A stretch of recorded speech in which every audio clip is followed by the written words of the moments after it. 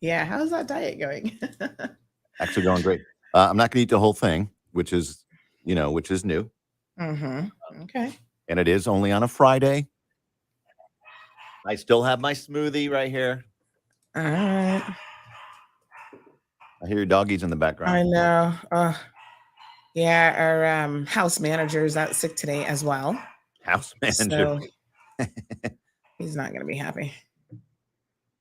Used to having somebody close by. All right, well, let me know when you're ready. And... I'm ready. Let's do it. We got 4 minutes. Here we go.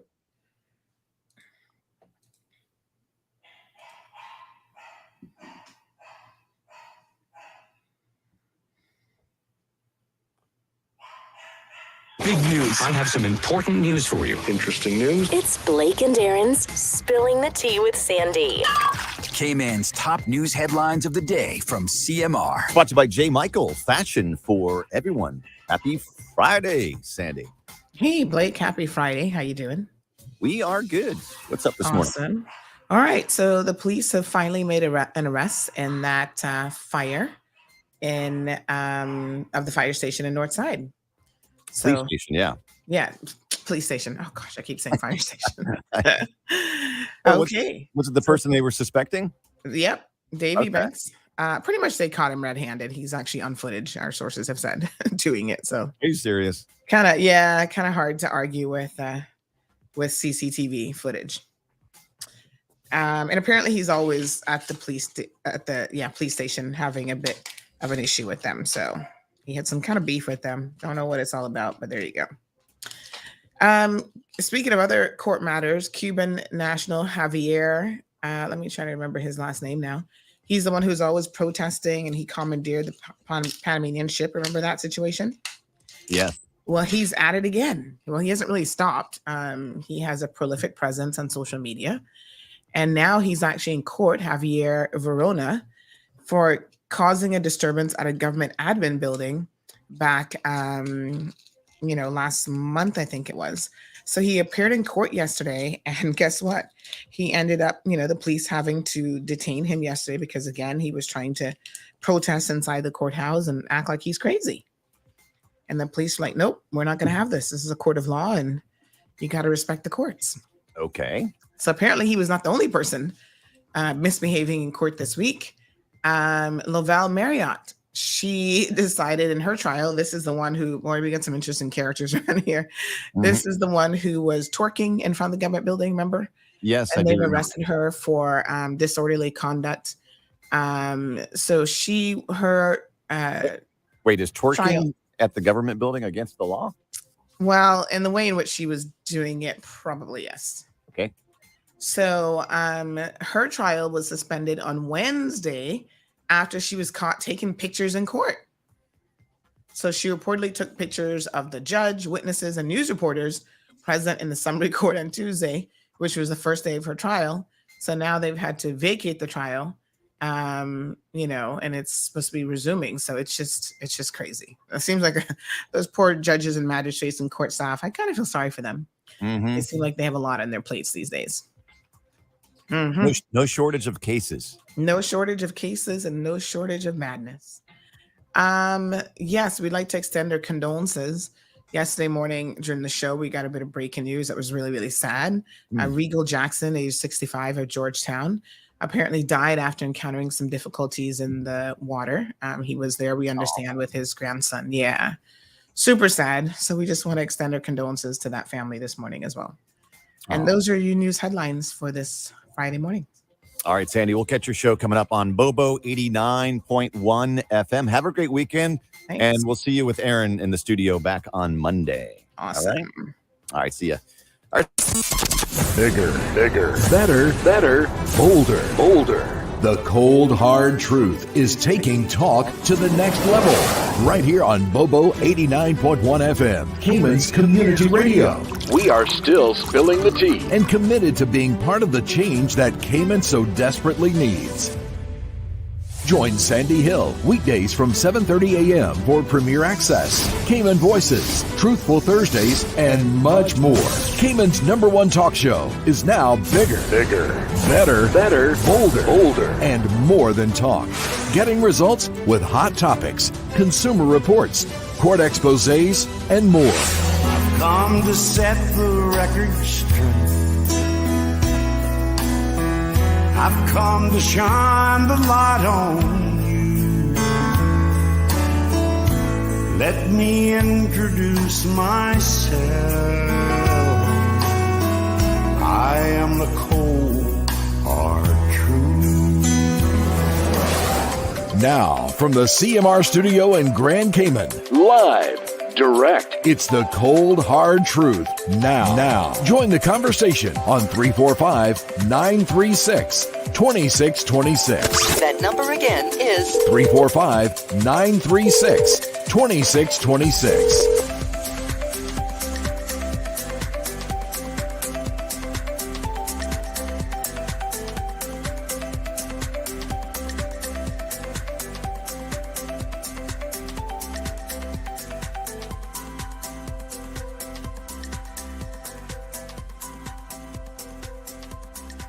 All right, folks. Good morning. Good morning. Good morning. Happy Friday. TGIF. How's everybody doing? Woo, we are sick around here, honey jam. I was just taking myself some of these tablets for cold and flu and whatever this could potentially be. Tested yesterday for COVID, tested negative. I'll test today again just to make sure. But we show up to work even when we are sick, honey child. Let me fix myself up a little bit here. No need to look so, oops, there we go. No need to look so rough just because you're sick, right? Yeah. So, my gosh, yesterday I slept like a log in the afternoon. I'm just all kind of mashed up. Oh, a call already this morning? Gosh, this is an early riser. Good morning. Morning. Just letting you know the radio is playing like your show and another show at the same time. Oh, Lord, have mercy. Okay, I'll let Chuck know. Thank you so much. Appreciate it. All right, so thank you for that. I don't know what's going on, but I will let him know. Okie dokie. So, let me see here now. Yeah, sometimes that happens. I'm not really sure what causes it, but I started my link early, so I don't know, honey chill. But appreciate the call. I was gonna say, oh, you guys are ready for some talking this morning. All right. So all adults around here are sick. Poor Miss Stacy. She's got whatever this is as well. I think it's just a flu because man, I was so tired and achy. And so I made my tea this morning. I don't know where the honey is or what Miss Stacy has been putting in the tea. So I'm having honeyless tea, honey jam. So I don't even know if we have any honey because we used to have some from the farm in Jamaica because every time we go, my father-in-law used to give us tons of honey. Of course, unfortunately, he passed away, but nobody offered us any honey the last time we were there. I don't know if anybody's not keeping the bees anymore. I have no clue. But yeah, we didn't get any honey. Good morning to Ms. Morna. But anyway, I'm still going to have my tea and I've got my water. Took my tablets. And we're going to just try to get through this. I'm sure by Monday I'll be feeling more on the mends. But yeah, you know, once you first get it, like that first day is a sore throat and you feel it coming. And then the next couple of days normally just really knocks you out. And that's kind of where I'm at right now. So after the show today, I'll probably be snoozing for a couple hours again. Let me see if Chuck has had a chance to fix the radio. Give me 1 second. I'm actually going to try listening to it to see what'll go on. Let's see. Is it fixed? Mm-hmm. The radio. Give me 1 second. I'm actually going to try listening to it. Okay. To see what'll go on. I think it's okay. Is it okay now? That part sounded fine, I think. All right. Miss Morna, good morning. Ogre, good morning. Oh, great. Zeus is going to be in here with me this morning. I hope he got a walk because otherwise we got a problem. You know, he's used to having people around, so I know he's going to be barking down the place if he's not in here. All right, we've got Ogre. Good morning to you. Miss Bonnie's here, joining us from East End. Let me just see if he actually got what. And Miss Morna, thank you so much. She says, I hope you feel better. Okay. Brenda, good morning to you. Irvelyn is here. Miss Olive, how are you? Felicia, Wee Wee, Stephen. Stephen, did I see you post something about your mom's birthday? Was that you or somebody else? Oh gosh, sometimes I get so many messages. I'm like, I thought Stephen messaged me, but I can't remember. Oh my goodness. Okay. All right. Thank you, Gary, for confirming the radio sounds good. Miss Juanita is here. Miss Iva joining us. She says TGF. Please all be safe on the roads. Miss Alice is in the house. Happy Friday, Miss Alice. Debbie's here. So Debbie, did I read you say the other day that you've been living overseas in the US for the past year? Did you move somewhere? I didn't even know. Good morning, Robert. And I think you said it's not all that it's cut up to be, and the people in Cayman should be ever so grateful. It's all relative, trust me. I think the only thing that might be kind of attractive, depends on where you live in the States, is that maybe some goods are cheaper, but then a lot of times by the time you finish getting taxed to death on everything, it works out to be probably about the same percentage of your income that you have available to spend. But I keep seeing all these messages, I need to leave Cayman. And I'm like, go ahead. That's the best life lesson that you can get, is to leave Cayman and live somewhere else, because you will appreciate that despite our imperfections, this is still an amazing place. And you're not gonna worry about nobody kidnapping you or your kids or, mall shootings and all kind of stuff. There's so much for us to be thankful for. You gotta move forward with an attitude of gratitude, trust me. And the whole finance thing is not what it's cracked up to be. I know what y'all thinking. Oh, I can find a place cheaper. I'm like, certainly depends on where you're living and how far out you're willing to go into the country of wherever it is you're living. And quite honestly, yeah, that needs a little tip of honey, to be honest. And to be quite honest with you, even then, the quality of what you get even in the US, shabby. Trust me, I've seen it. These multi-million-dollar homes, I'd be like, child, they done nothing. They made of plywood and sheetrock. Not one bit of concrete in them. Good morning, Everton. Thank you so much. Manuka honey is best. Where can I get it from, Jim? Anybody on island has it? Buenos dias to Miss Alba. Barber's here. Richard's in the house. Beulah, Miss Beulah, Olivia, Marshall, all here. Miss Beulah, that package is ready for you. I'm not sure if I told you that or not, but you can go and check the location that we discussed for your package. Okay, so yesterday was quite an interesting show. I will tell you all that the premiere is coming on at 8:30. Zeus, what on earth are you doing? Oh my gosh, this dog. So, you'll hear this dog scratching on the mat. Oh my gosh, he's something else. So yes, the premiere is slated to come out at 8:30. So let me hurry up and get all the controversial stuff out of the way. I realized after speaking to him last night exactly what happened, but I'll let him explain it. I comprehend, and I think that from his perspective, I can definitely understand why he was uncomfortable with the conversation. I'll explain it to you guys. Okay, so listen, let me wrap up a little bit of something about the guy that we were talking about yesterday, because this is actually really, really important. So he was working for this place called Savage Inc. Now, the dude has been, like I said, all over the place. But yes, he was working for Savage Inc. And one of the things that they've been doing, so they contacted us and they're like, oh, he doesn't work for us, blah, blah, blah. I'm like, really? So one of the things that these people now do, which I find so interesting, is they try to erase the history of people online. So they've been going, Savage Inc. has been going on their social media and they have been purging literally every tattoo that what's his name, Sheng Yang Guerra has done. They've been purging Zeus. Leave that alone. They've been purging every single tattoo that he has done in hopes of erasing him. I guess, like what people are not gonna know that that's where he was. Yeah, I don't know nothing about that, honey chill. That's not exactly how it works. Now, when people try to be smart, but they're not really all that smart. Here, let me tell y'all something.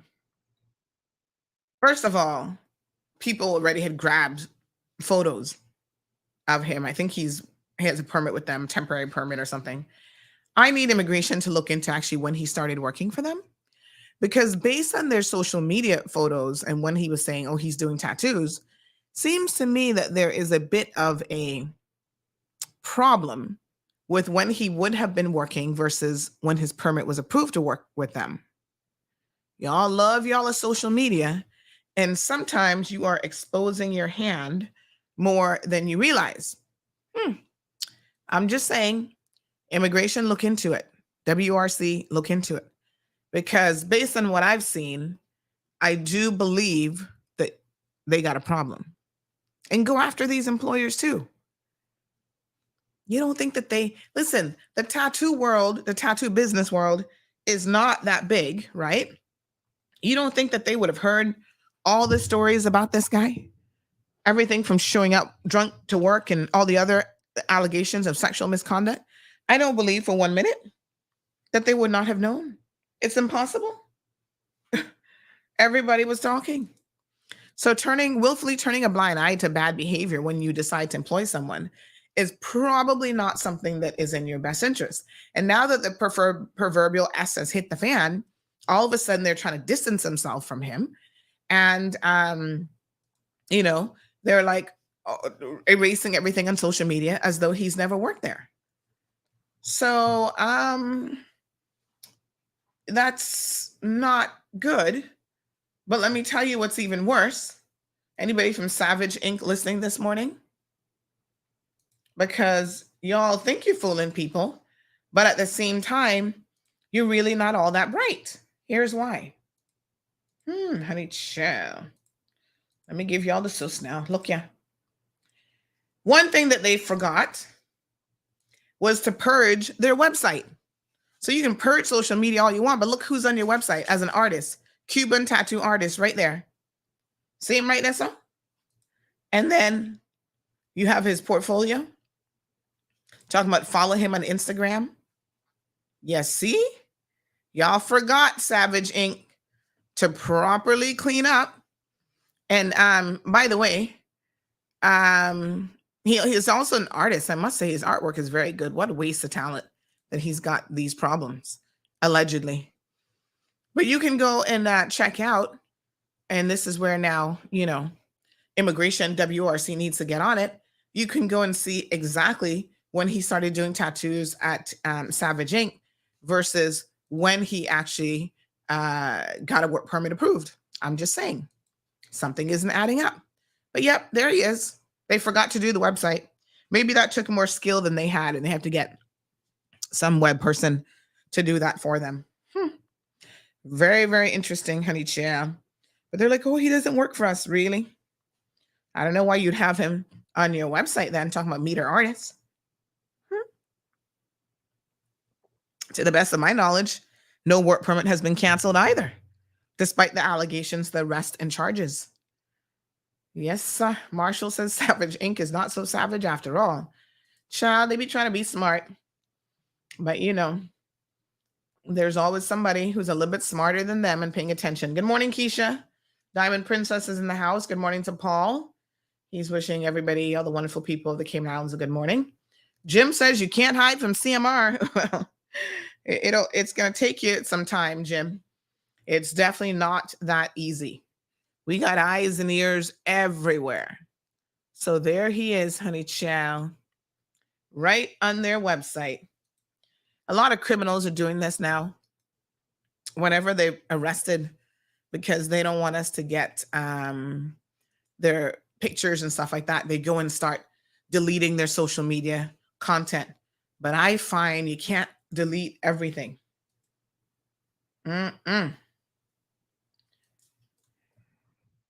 So, yes. Hey, big shout out to little Liam Hurlston. Today's his birthday.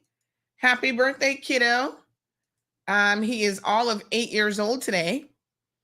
Liam is for Judy. And what's hubby's name again? Eden Hurlston. So, yes. I remember when he was born, a year before Gigi, really. So he's 8 and she's going to be 7 in a couple days. So she was saying to me this morning, Mom, how many days until my birthday? And I was like, 5 more days. She's like, oh my gosh. And then tomorrow it's going to be 4 more days. I said, yes. When you see them understanding concepts like 1 more day means 1 less day. Yeah. All right. RD says moving to the USA is not a good idea if you're going there with only a high school diploma or even an undergraduate degree, unless you're rich, that is. Yeah, RD, the competition is stiff, not just there, but all over the world. And again, that's part of the reality check that our people need, because I see so many of our people who've not invested in themselves, who are talking about, oh, they could have a much better life overseas. And I'm thinking, y'all are so delusional. I'm like, a much better life overseas. Which country exactly would that be? Because I can tell you what, the competition is stiff. In some countries, even a master's degree is nothing. Everybody's got one. It's like, having a cup of tea in the morning. Everybody can have a cup of tea. Everybody can have a master's degree. They really strive for excellence. And so unless you're a high level expert in something, you're going to be on their minimum wage too, and all the way at the bottom of the totem pole. And quite frankly, not really commanding any sort of fantastic salary. Good morning, First Lady. So lots of birthdays this month, as you guys know. So I have my birthday that's coming up on the 18th. Woo-hoo. And I tell you what, I'm going to give away, in honor of Liam, is he listening this morning? We're actually going to give away our first birthday present of the month. All right, hold on now. Let me tell you how this is going to work. I have, oh Lord, do I need to take a commercial break to go get it? I'm going to get a picture and just show you guys what it looks like. So we have, and y'all know I love to give good gifts, honey chow. Now this one is definitely worth it. Hold on. Let me get a little picture of what I'm giving away. Brand new in the box. Ready to give away this morning. Oh gosh, hold on. Let me grab the photo. This is so cool. I saw this and I thought, we definitely need to get these for the August giveaways. This is so awesome. All right, give me 1 second here. I'm going to pull it out. I'm trying to think of the question that I'm going to throw out there. I can't make it too easy because these are amazing gifts. This is like a $200 gift right here, honey chow. Hold on here now. I'm going to tell y'all what's what. Okay. All right. So this is what we have up for grabs this morning. I'm always telling you guys that you have to really be on top of things when it comes to driving and safety on the road. And I recommend every single person has a dash cam in their car for more reasons than one. So our first giveaway this morning. Cha-ching. Hold on. Let me pull it up. I'm going to show you all this. Let me see here now. It is going to be the world's first 360 dash cam. So what we mean by 360 is it actually is a sphere. So it's like, I'll show you the shape. It's a sphere. Yeah. So, most dash cams are like front and then they might have additional cameras, but this one can actually turn 360 degrees. Check this out. Isn't this cool? So it is the Omni. It's called the 70 My 360 rotating superior night vision, built-in memory storage, time-lapse recording, 24-hour parking mode, AI motion sensor, 1080p full HD, built-in GPS, app control. So you can even install it on your phone, honey child. Pretty cool. Look at that. Nice. Shows you night vision. They have their night owl vision, f1.5 aperture. Yeah, man, it's nice. I'm not going to lie. When I saw it, I was like, ooh la la. And then you can put the app on your phone and you can monitor things. Now, lately, some of these criminals been stealing cars. I got to tell you all about that this morning. But this one comes with the 24-hour AI surveillance. Now, it does require the hardwire kit. And guess what? I'm connecting you with the hardwire kit too. So that's an additional purchase, but I got you. Mm-hmm. Yes, honey child. All right, let me see what the trivia question is going to be this morning. Oh, I got one. I got a good one. Okay. So I just said that, and you got to call in. I don't care how many y'all type in. You've got to call, and let me give you the number.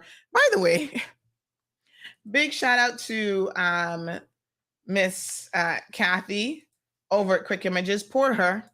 Apparently, she has a phone number that is very, very close to the CMR show number.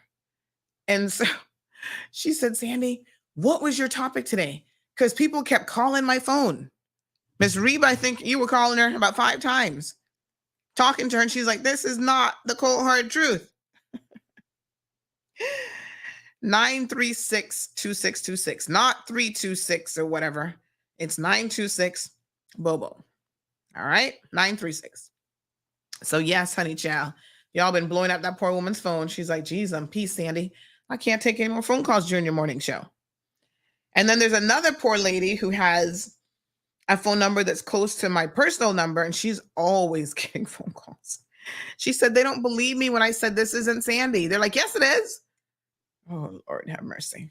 Okay. Ready for the trivia question? Morning, Carrie Ann. Alejandra's here.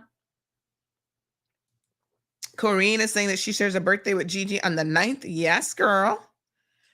All right, we got a couple anniversaries. Now, this requires you to pay attention. I can't make it too easy now because you're getting an amazing present. So I just told you that today is little Liam Hurlson's birthday. He's 8 years old. Who else is celebrating a big anniversary in the month of August? You got to tell me who and what anniversary. So that's, I don't want to make it too easy, but it's an organization. And then the second part to this question, we got to make it challenging, honey chill, is we have somebody else who's on the live this morning who just celebrated a work anniversary yesterday. So you got to tell me who that person is and what work anniversary did they celebrate. Does this dog need to go outside? Zeus, do you have to go outside? Honey child, that's going to be a little bit challenging this morning. Can you just lie down and behave? I soon have to take a commercial break and just let him out back, honey child. All right, so two-part question. 936-2626 is a telephone number. So what organization is celebrating an anniversary and which one is it? And then who celebrated an anniversary yesterday, who they are, where do they work, and what anniversary? I know. Kind of a tough one. A person thought they had the answer, and then they're like, I don't know. All right. Uh-oh. I think Zeus has to go to the bathroom.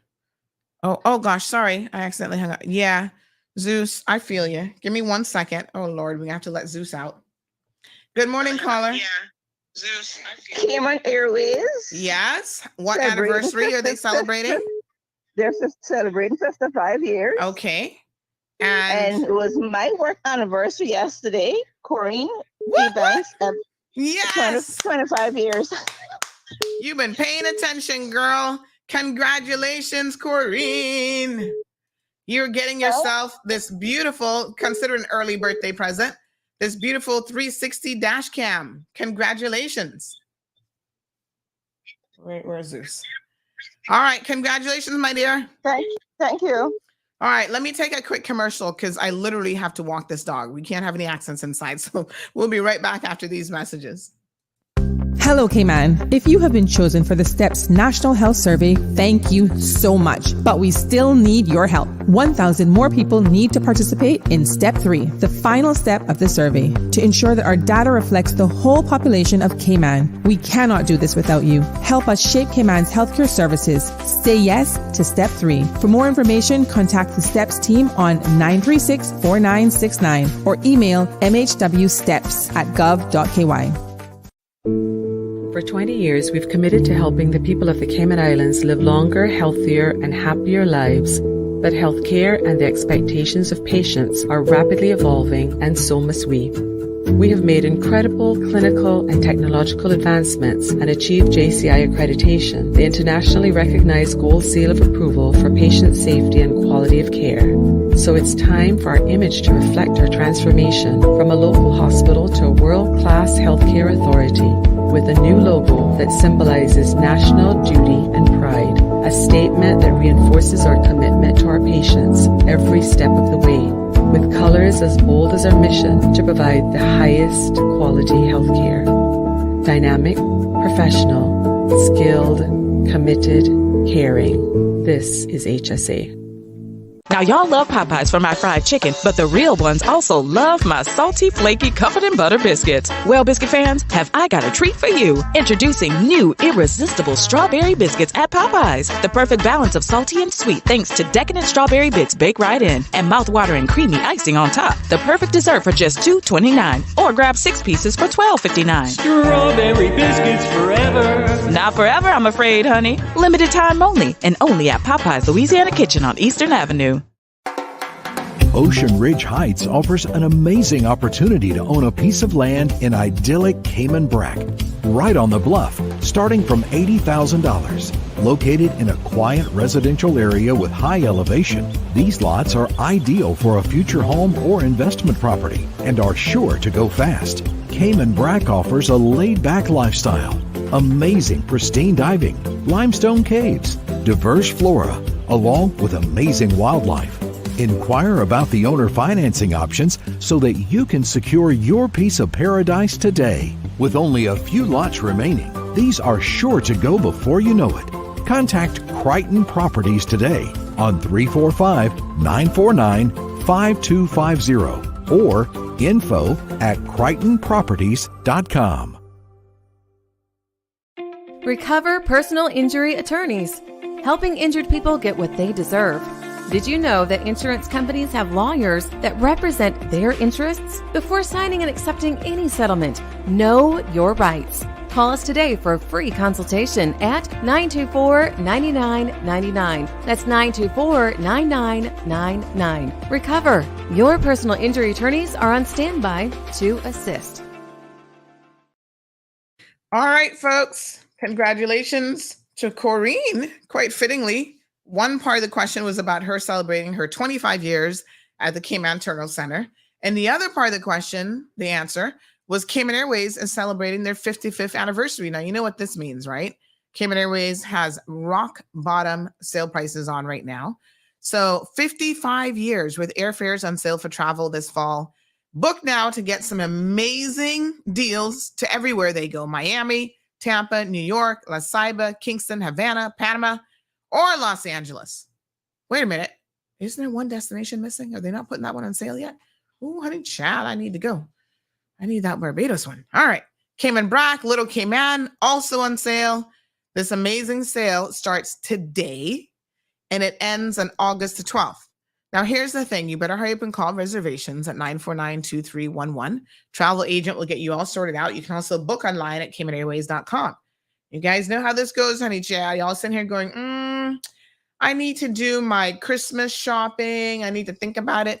Don't think about it. Pick your dates, book your dates, and get the sale price. Because some of the sale price tickets, like round trip, are super amazing. So you definitely don't want to miss out on that. Okay? Call your travel agent and say, listen, Sandy told me to put the show on pause right now because y'all are having a sale and I need to get on that sale. So congratulations to Corrine. Don't worry. We have more to give away. So we're going to do, I think we have 3 dash cams. So we're going to give away another one on Gigi's birthday and another one on my birthday. So make sure you keep it locked. You want these dash cams, trust me. Speaking of security and dash cams, my goodness, you have got to be so careful out there. People are now stealing. It seems to be an uptick in people actually stealing cars. A 79-year-old woman yesterday, oh my gosh, my sinus is just like kicked in.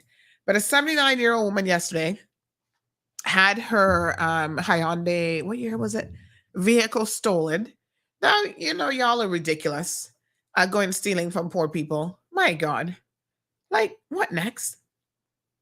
Anyway, they went and stole this woman's car. I want to thank the Good Samaritan that called us within 30 minutes of the post going up on social media to say, hey, Sandy, I know exactly where that car is. And I said, really? Honey, child, they found this little Hyundai down in, let me see here now. It's a Hyundai Sarita. Is that what they're called? I don't know what year it is, but it's an older vehicle. They found it down in, let me get you the location 1 second. I think it was Northward. And it looks like what's going on. And you know what? This ties very, very neatly into the whole beautification situation because the Ministry of Tourism and Transport has launched a beautification campaign, trying to get y'all to clean up your mess a little bit. And all these derelict vehicles, the most interesting thing about this is sometimes you see derelict vehicles along the roadway. You need to call the police.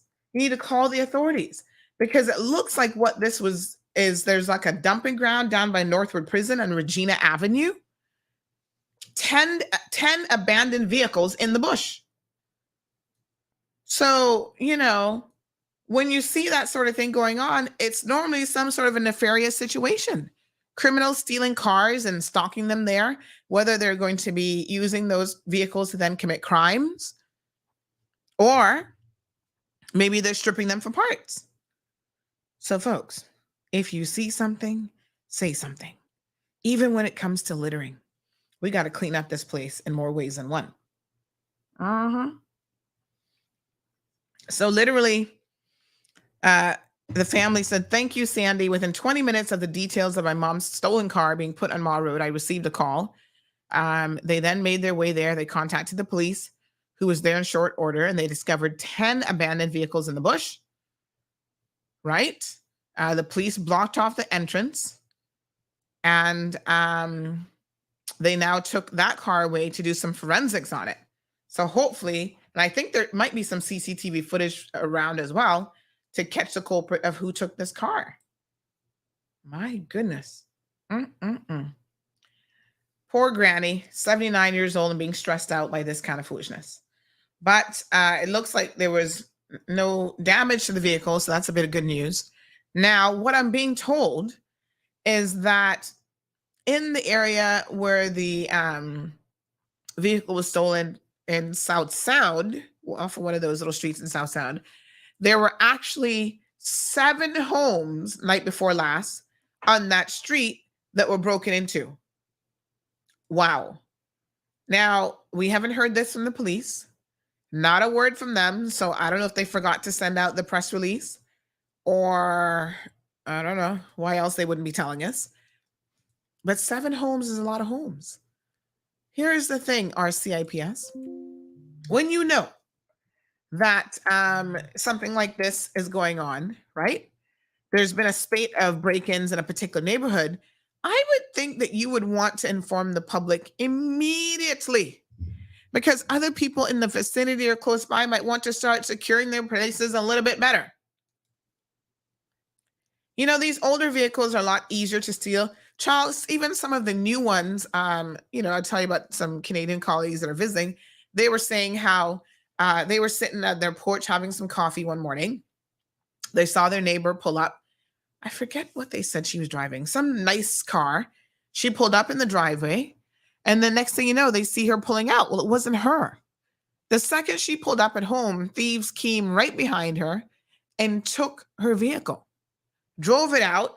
And then when she came over, she's like, did you just see where my vehicle went? And they're like, what do you mean? We thought you were in it. And she's like, no, in Canada, in a nice neighborhood. She's like, nope, I wasn't in it. They said, oh, wow, we're sitting here drinking our morning coffee and had no idea that the person driving away in your car wasn't you.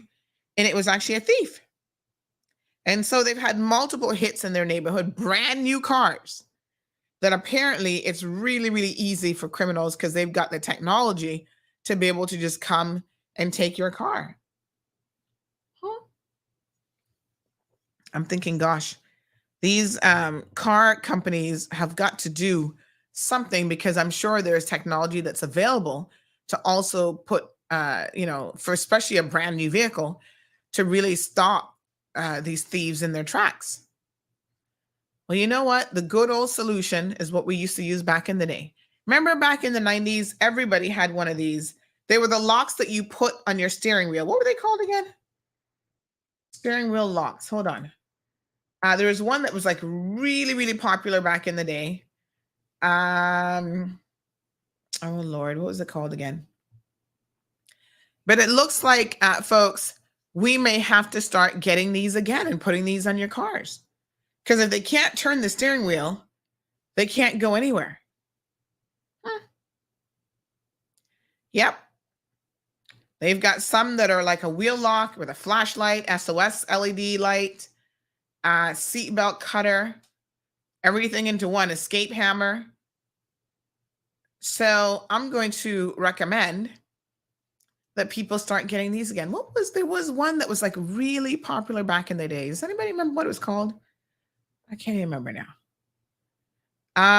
So they have those. They also have the handbrake to gear stick lock, right? Where you put it on your shifter, the club. Yes, that's it. I think that's what it was called. Yeah. So I hate to tell you, but, what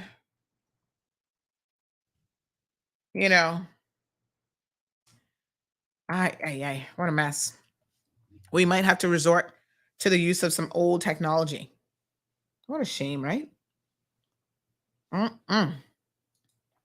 I tell you. All right. Everton says life in the United States is very stressful. You have to work really hard to achieve success. If you're behind 1 month in your car payments or your mortgage or any bill, you're in trouble. You can never get caught up, so you have to be on top of everything. You know what, though, Everton, I must tell you, one of the things that fools people with places like the US and Canada and probably the UK as well is you can get a lot of stuff on credit. So you start getting credit cards and credit this and credit that. And before you know it, you got all sorts of credit. So you can buy stuff on credit, but that doesn't mean, remember, you don't own it. You can get a new car and a lease every couple of years, but you don't truly own that. And like you said, you miss one payment and they're the ones who are going to be coming to your driveway, not the thieves, and loading it up on the, what's the truck called? The tow truck, and having it taken away. So absolutely. Yep. Alejandro, yes, we're giving away stuff this morning. Well, we gave it away already. Lizette says, Miss Margaret, birthday's coming up. Many blessings. Big woman now, she think. Miss Lucille, good morning to you. You give me the number. I want your number, please. So go slow. I am young. My personal number, 324-1612. It's really not so personal. I feel like everybody in Cayman has it. All right.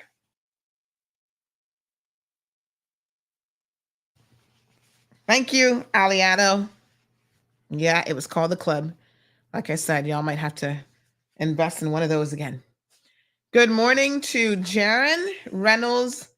How are you? Velasquez. That's my little friend there from John Gray. Now, Jaron, have you graduated from John Gray this year? Were you in the graduating year, or you still have a year or two to go? I think I saw something about you giving the valedictorian speech or something like that. Johan is here. Oh, Johan. He's got his popcorn, he said. Colin, good morning. Damien, good morning to you. Who needs to get fired? I don't know who. She needs to get fired. Who's she? Okay. So you need to protect your vehicles, folks. The thing I love about these dash cams is because they have the app. The second those thieves get in your car, it starts recording and it'll send it to your phone. So this is another layer of protection that you can certainly add to your vehicle. Records and sends it to your phone so you can have footage of exactly who the thief is. Speaking of thieves, caramba. We were looking for someone yesterday. I think we've now identified him though. Let me show you this one. He was there by the roti shop trying to steal equipment. Kind of gave himself away because apparently he was scoping out the place before. Then he came back trying to cover his head, as you can see. But they got some good cameras at roti shop, I must say. Pants down below his waist. Pull up your pants, son. Pull up your pants. Not a good look. And there he is scoping out the place, trying to see what he can steal. Well, it was a little easy to identify him because he not changing his shoes. He not changing his necklace. So, in fact, when they looked at the still footage, they were able to say, wow, look at yeah. Look at what we got over here. So, wearing the exact same shoes. Wearing the exact same necklace. They were able to pinpoint him. So now the police, I understand his name is Al. The police will be looking for Al this morning. Oh, well, it's RCAPS. Let's give him till Monday. Might take a while for them to find him. You know how they are. They're taking their sweet time, honey child. But see what he did? He went and scoped it out beforehand. And then look at the shoes.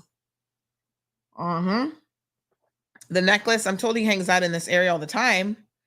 And then when he went back that night, see the necklace, same necklace. And where's the other one with the shoes? There's another picture with him in the shoes. But same shoes as well. He went back on his bicycle. And there he is trying to break off and steal equipment. I understand that there's the shoes right there. Well, I don't know how he was managed to even get up on that table with those pants about to fall down and trip him. But anyway, poor Al, I understand, has a drug problem. And so he's always in the vicinity, begging and so on. Boy, let me tell you something. Young people, if you're listening to this show, never touch drugs. I don't care what nobody tell you. Oh, you can use it once and you'll be fine. Don't bother with that, honey child. It is the scourge of, the community for a reason. People who sell drugs, y'all need to, I think you should get a life sentence if you're caught actually dealing and selling drugs. Like, seriously? It's horrible.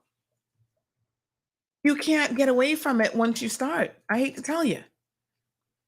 Don't try it. Don't test fate. Somebody said to me this morning that they know someone, who's an addict. And they said that the first time they tried it, the high was so amazing that they've been trying to get that high ever since. And they keep trying it and keep taking it and keep taking more and more and more. And, the first time there was like this elation and they can't seem to replicate that. Well, eventually I'm sure that person's going to end up killing themselves. That's how they're going to replicate it. Jeez. It's you take it once and trust me, the addiction is real. Don't try it. Stay away from drugs. Yeah? No, sir. Very, very scary. Johan says, is this a repeat show or what? I'm confused. Johan, I have no idea why you'd be confused. Well, what's confusing you, son? What's the problem? Did you not have your Wheaties for breakfast? Because when you don't eat a good breakfast, you get confused. Your sugar levels might be dipping or something. I don't really know why you're confused. First Lady says that she needs one of those to lock her steering wheel because now I can't get my keys back that they took at Mr. P's restaurant on Sunday. Oh my gosh. Yes, I don't know if anybody on island has them. Does anybody have them? Oh my goodness. Alejandra says, you that boy always cool as Sandra. He's as harmless as a fly. Police need to just chill the AWS and process this guy and get him a job. How you expect them to get him a job if he can't stay off of crack? Are you for real? Would you hire him since you want to get him a job? Aren't you looking for somebody? Hire him then, since you're all about hiring crack addicts. You can't hire an addict. First of all, they steal every single thing. And I understand that his family has tried. Aliana says he needs some serious rehab. They have tried. I understand they've even sent him overseas. Alejandro says no one deserves to go to jail for misuse of drugs. Really? Well, then you better come up with a solution of where you're going to put them. Because the people have exhausted all efforts to help him. His own family has spent good money sending him overseas and no such luck.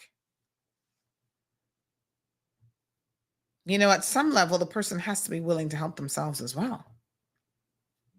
Such a sad situation. Oh, Alejandro's going to argue why nobody should go to jail who's doing crack. Here we go. Yes, Alejandro. Yeah, what I hear something about I need to find a solution for what? Yeah, you're saying don't put him in jail and give him a job. Are you willing to hire him? We can send him to you today.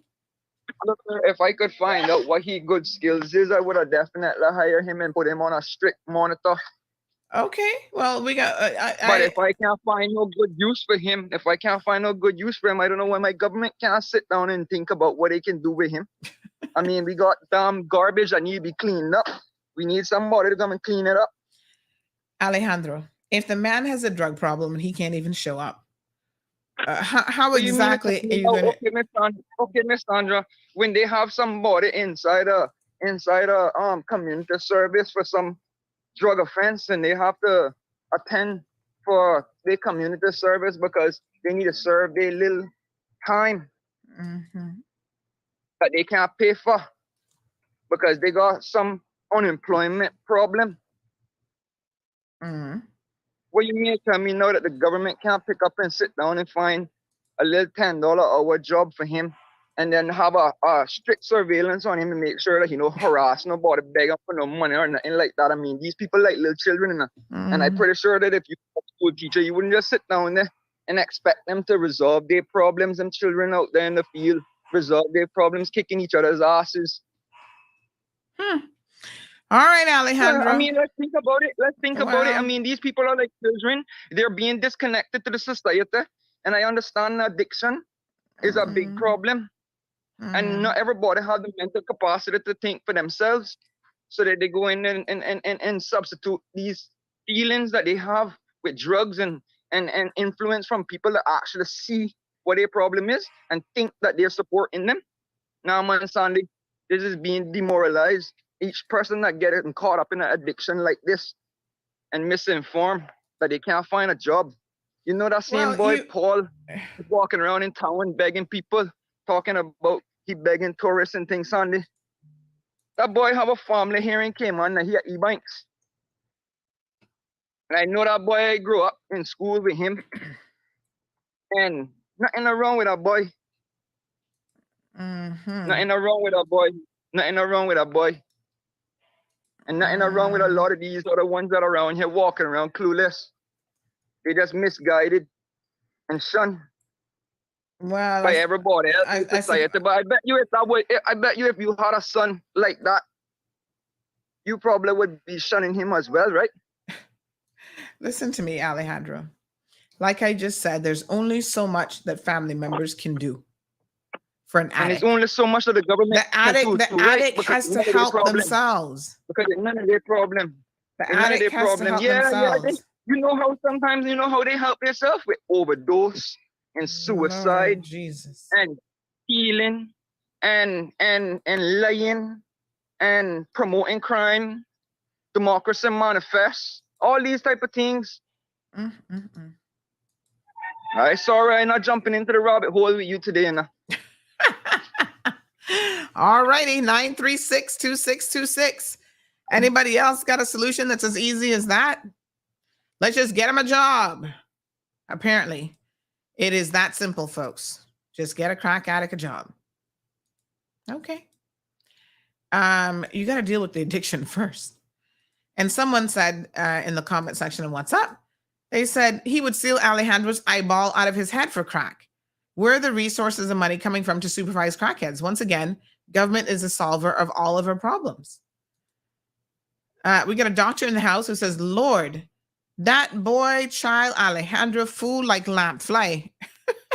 Oh my God, no. Good morning, caller. Good morning, Sandy. Is it that easy? Let's just give him a job. $10. He's not even gonna make minimum wage. We're gonna pay him $10 an hour. First and foremost, it's not the government's job to fix these people. And you cannot fix an addict who is not willing to help themselves first and foremost. You might as well beat your head up against the wall, stress yourself out, and die trying. An addict is an addict, whether they be a drug addict, an alcoholic, a sex addict, or a gambling addict. Yep. Shopping addict. Yeah. It's an addiction. Smoking is an addiction. Cigarettes. You can't stop somebody who is not willing to stop or has the desire to stop using or doing. It's impossible. So if this individual does not want to help themselves, he's just going to waste his life. There's a lot of them out there that do waste their lives. There are, however, people with mental illness. Yes. Now, people with mental illness, you can help to some degree, but you can't totally fix somebody. Yeah. We cannot enable people and think we're fixing them. And that's the term that people have to understand, the definition of enabling. Yes. And if we're just going to hand out and do and hand out and do and hand out and give, you're not fixing anything.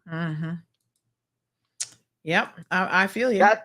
That's my story. I'm sticking to it. Thank you so much, caller. 936. Thanks, you too. 936-2626. We have the WhatsApp blowing up. This person says he also has mental problems, but help is there for everyone who needs it, but it ain't no good unless they want it. All right. Morning, caller. Welcome to the program. Morning. Good morning.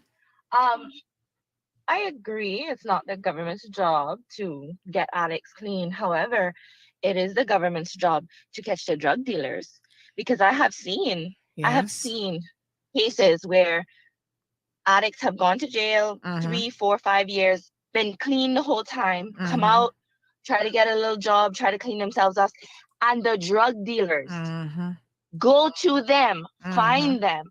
Hey, you want a party? You want a free sample? You want? Yes. So it's not the government's job to fix the addict. It is their job, however, to get the drug dealers off the street. Yep. That's all I wanted to say. Thank you so much. Thanks. No, I mean, I think it's obviously you have to offer programs for addicts, and the programs are there. And listen, I sit in drug court all the time, and I see the court sending these people, listen, they will send them to drug rehab, and they'll be in drug rehab and still finding access to drugs. Sometimes they're in jail finding access to drugs. So, if the person doesn't have, and I guess there's a bit of willpower that's involved, it is a physical addiction as well. And it is complicated with mental health. And I don't know which precipitates which one, whether it's mental health first or, the drug addiction first. But you notice a lot of times they do go hand in hand. So someone with mental health issues will also be a user. This person says Singapore has the right idea where they're going to execute you if you're a drug dealer. This other person says, once again, I read that part. His mental health problems are drug induced. There is a difference. Sometimes it is. Another person says, morning, Sandra. Honestly, why do you entertain Alejandro? On the show, all he does is advocate for drugs and find some way to sneak in cuss words. He brings nothing to the show. You can't block him, ? Oh, Lord. Every time he calls in, I just roll my eyes and turn down the radio. Hot mess.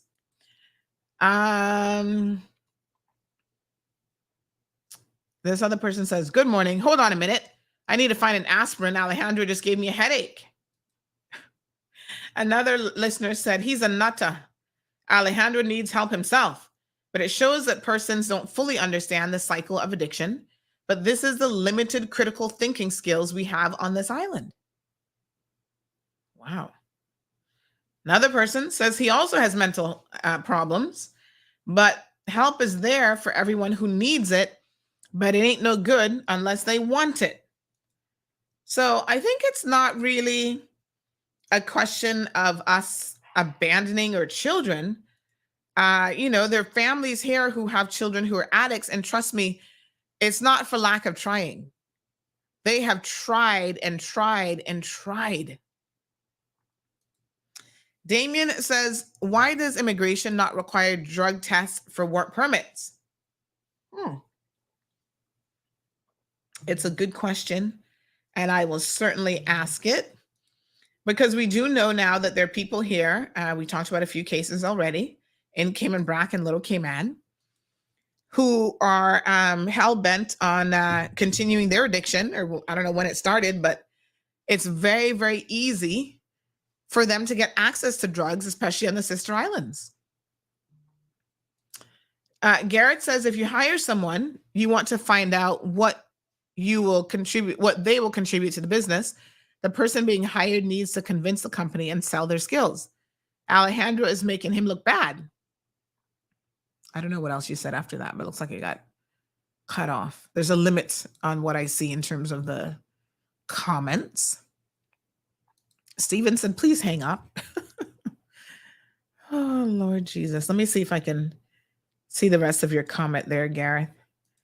Yeah, I don't think from what I've heard just this morning from people messaging me, I do not think this is a situation where people just abandon him, right? People have tried with this young man, and unfortunately, I don't know how old he is. I say young man, but I have no clue how old he is. But he does not seem to be able to get it together. Debbie says this is when the churches need to step in and help. Lavana, good morning. She says, Al's a very smart young man, but he has a problem. Alejandro, you're not correct this morning. Sorry. I also grew up with him. His family did what they could.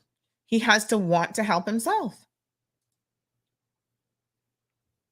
Sean says it's not that simple. I'm sure. Listen, I can't speak to being an addict of drugs. I mean, I might be addicted to, I don't know. Am I addicted to anything? Nah, I don't have an addictive personality, but I think that a bit of it is genetics, for sure.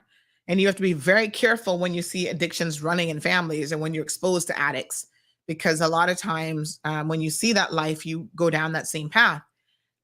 Most of you know that I don't drink. I don't touch alcohol. And there's a reason for that. Because I can sit here and honestly say that despite no one properly diagnosing my father, I'm 1,000% sure that he was an addict. He was an alcoholic. He functioned, right? But when he drank, I remember this was someone who, would get drunk one too many times. He didn't have that level of control. There's real addiction there. And so, although I had very limited experience because I left when I was so young, I didn't really see a whole lot. In my mind, I was like, my dad was an addict. And I can choose to tempt fate if there is a genetic component. I can tempt fate by trying to drink and pretend that I can control it, or I can just not touch the stuff at all. So I've chosen not to touch it. In fact, I've seen people around me lose control in situations with alcohol that I just sit here and shake my head. And I'm a person who doesn't like to lose control like that anyway. So that would make me feel you know, really, really bad to even be placed in that situation. Sometimes these are tough choices that you got to make. And just like I said, there's no such thing as, oh, I can hit the crack pipe once, I can snort cocaine once, I can do heroin once, and I'm going to be okay. It just doesn't happen. So your best bet is just don't touch it at all. Don't tempt fate. Don't go down there.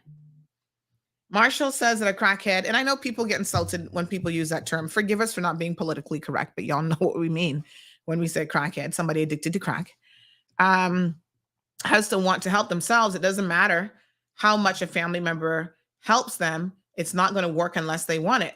Morning to Ingrid. Alejandro says, couldn't do that with me. Sorry, I'm not that easy. I don't know, do what with you, but okay. RD says, Alejandro, people are responsible for their own actions. Expecting the government to solve every lazy ass person's problem, I think, is a stupid suggestion. Help starts from within. You know, the crazy thing about this, folks, is more and more I see people who unfortunately have this idea in their heads that the government is there to solve all of your problems. So what we end up doing is creating people who don't want to do anything for themselves. Listen, every single time I do one of my Cayman Voices series, right? We think we have it bad and we're complaining about this, that, and the next thing. Our forefathers had far less to work with than we do, far less conveniences. Didn't have cars, didn't have electricity, depending how old they are, right?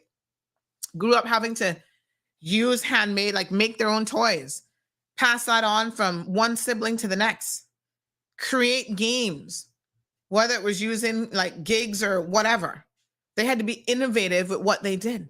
They had to go out there and hustle and work, walk to work, right? They had a different appreciation. They worked hard. I see people here, and it's not like they were millionaires. They were just working to put food on the table. One of them said recently, Sandy, you know, we didn't have a problem at the dump because we didn't throw anything away. Everything was so valuable, we recycled. They knew about recycling before recycling was a thing. Because they're like, we couldn't afford to throw anything away. So if something couldn't be used for this, we'd use it to make Whoppers or whatever. You know, they just had no choice. Those individuals, they went to sea. They were resilient.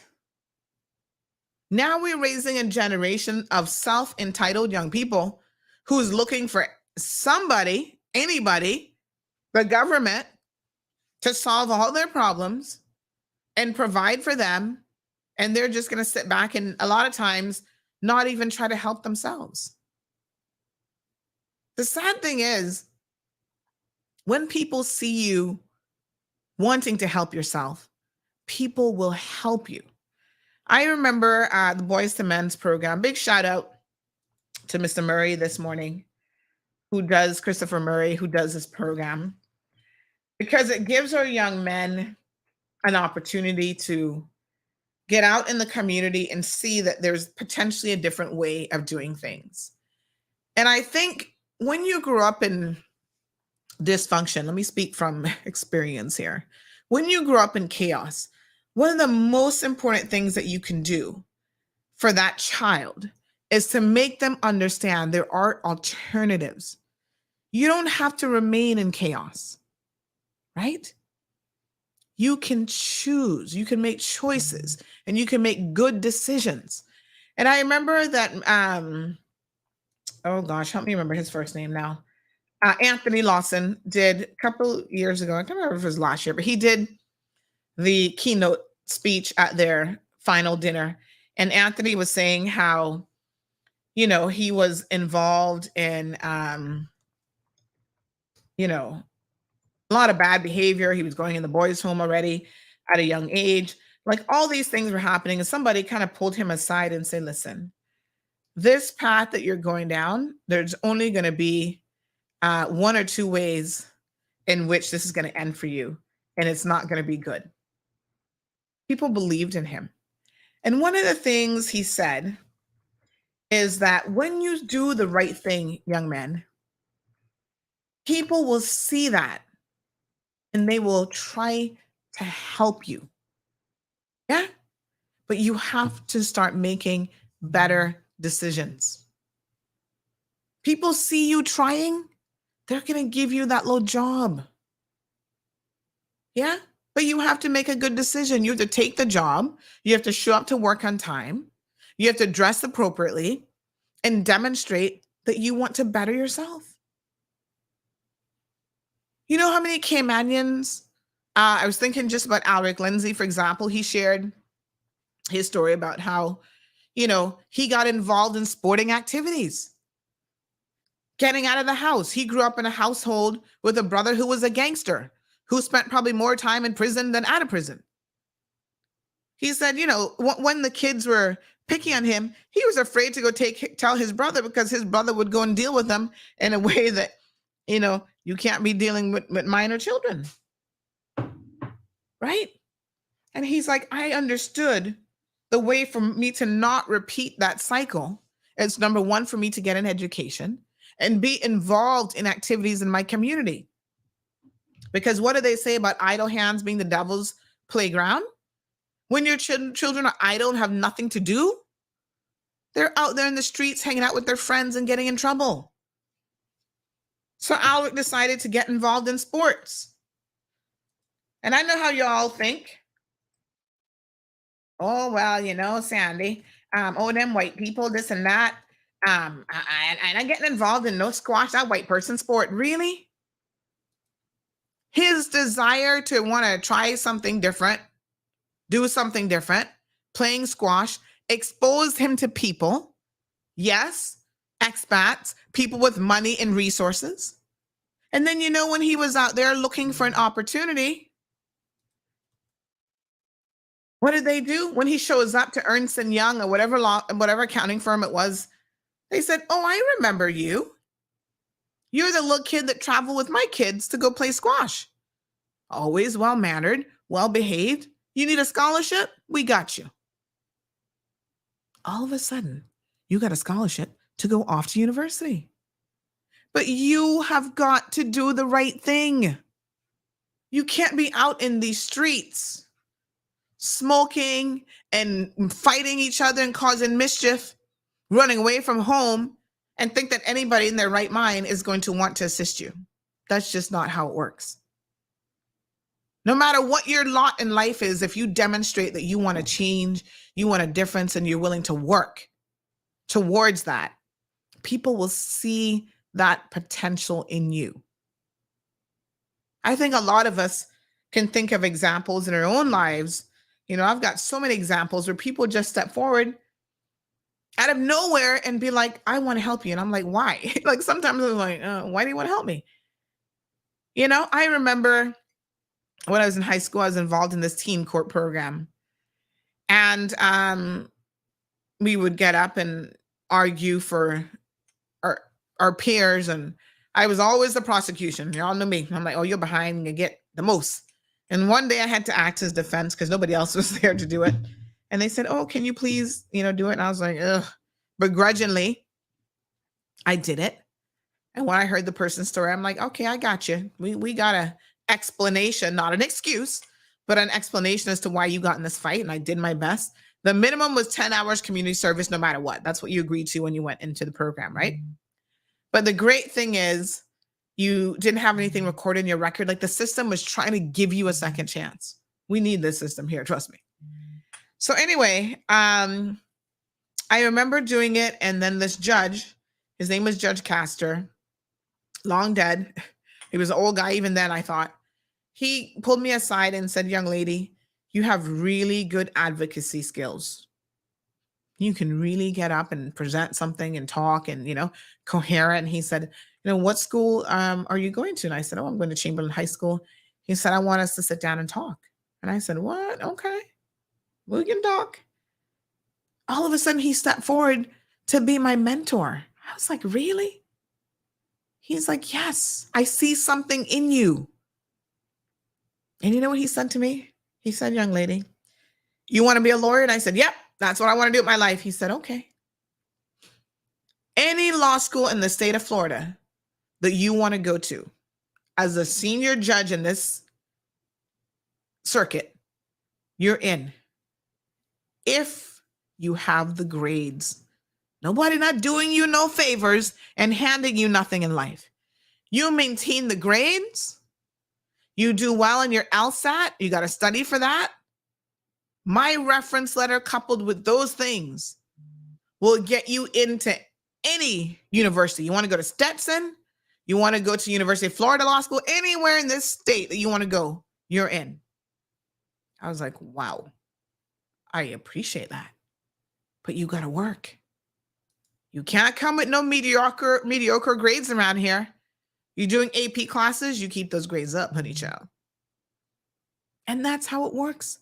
But people see you as young people and they think this young person is trying to do the right thing. They will help you. I love to see young people trying, right?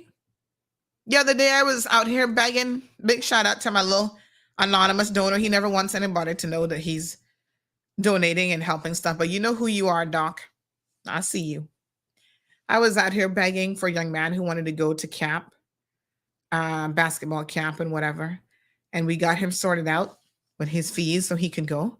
And the only thing I said, the only thing I'm going to ask of you, young man, is stay on the right path.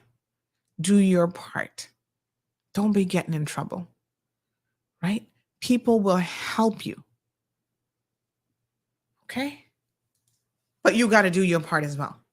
Miss Darlene says it's not fair to say to block Alejandro. He has a right to express his feeling. It's called freedom of speech. Miss Vernita says, good morning. Leave Alejandro alone. He's a human and have opinions like others. Good morning, Damaris. How are you? Joining us from Queens, New York. Oline, good morning to you, darling.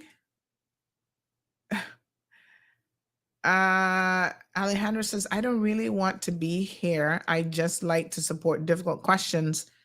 Yo, but Anna, right. I don't know what that means. Okay, Miss Vernita, lost and wondering. Everton says, I think it's so easy for us to say all these things about addicts. I've never smoked, never did drugs, but sometimes you don't know what people do. What maybe that's why people do what they do. So it's easy for us to criticize. Well, Everton, what I would say about that is that a lot of times we know exactly why people do what we do. A lot of these people come from dysfunctional situations. They themselves were abused as children. And that's why the one thing that I will always advocate for is for us to try to change the narrative for our children, right? We have got to be there as advocates for them because they can't start making good decisions and doing all this other stuff if they have had a poor start in life. That's why parenting classes should be a requirement for every single person in this country. We need to do better from the onset raising our children. That will help to decrease the chances of them being, pulled in to this life of addiction. A lot of people who are addicts are hiding something else, trauma that they have experienced as children. Not everybody, but a lot of them are. And so that's why government has an obligation to put programs in place and to try to help parents and young kids and so on. That's why I'm always on this abuse bandwagon, because a lot of people who are addicts and suffer with all sorts of mental health issues, when you sit down and talk to a person, oh, I was abused by an aunt, an uncle, or this or that, sexually assaulted. So without a doubt, Everton, it is complex. But then you have other people who've gone through a lot of those things or worse, and they never turn to drugs. Caller, good morning. Welcome to the program. Good morning. What you say you did to Handle now? Who handles this? Alejandro, never you know that my Oh, little. I look forward. I look forward to that little whiny voice. You need to send him to law school. That's what you need to do because I can see the CJ.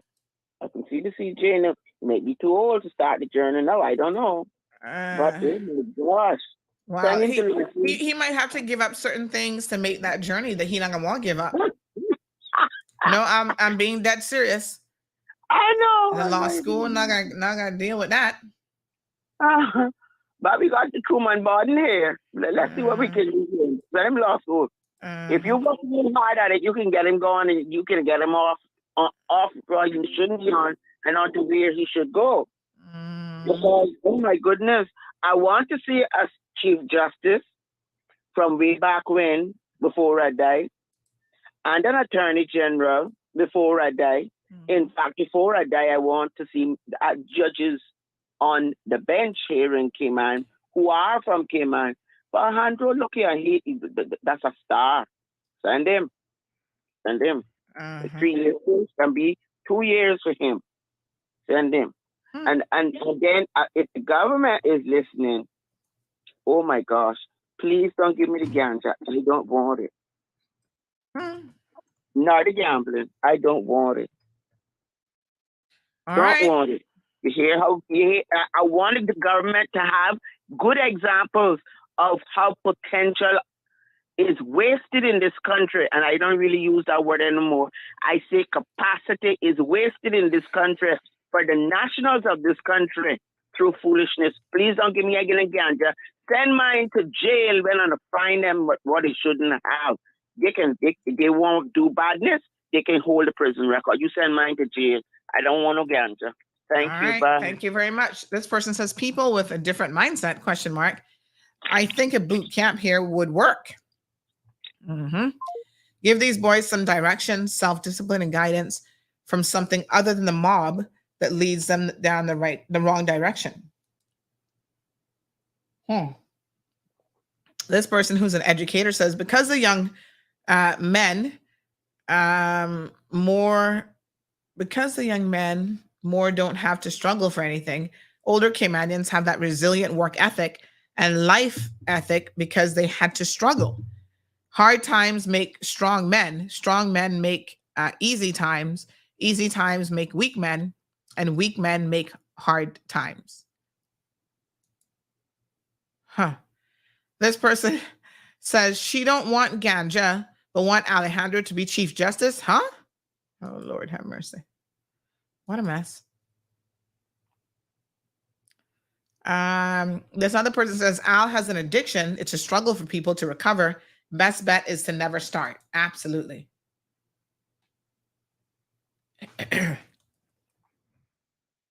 This person says why the answer is always a lot of permits would not be renewed or granted and government needs the revenue. Why drug tests are not required? Oh, okay.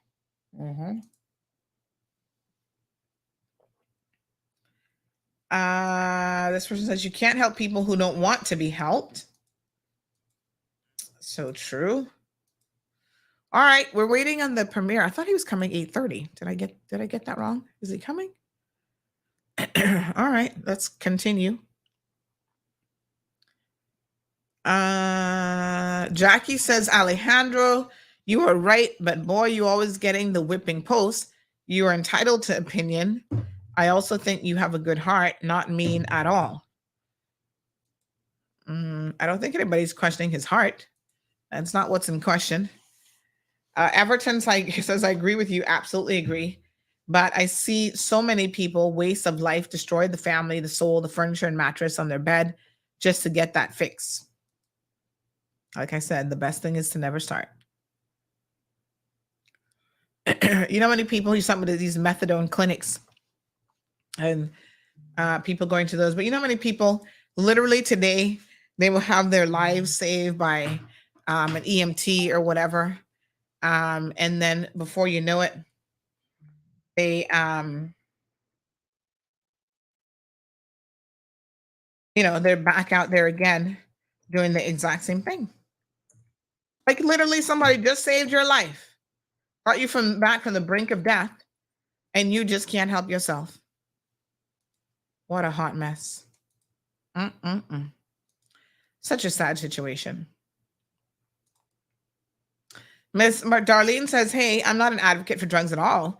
I've known until this day, do know some of the best lawyers and doctors, mainly from our neighboring countries, that smoke their stuff and life is good. Don't get me wrong, drugs are bad, but not everyone becomes useless. I mean, is there a chance you're willing to take?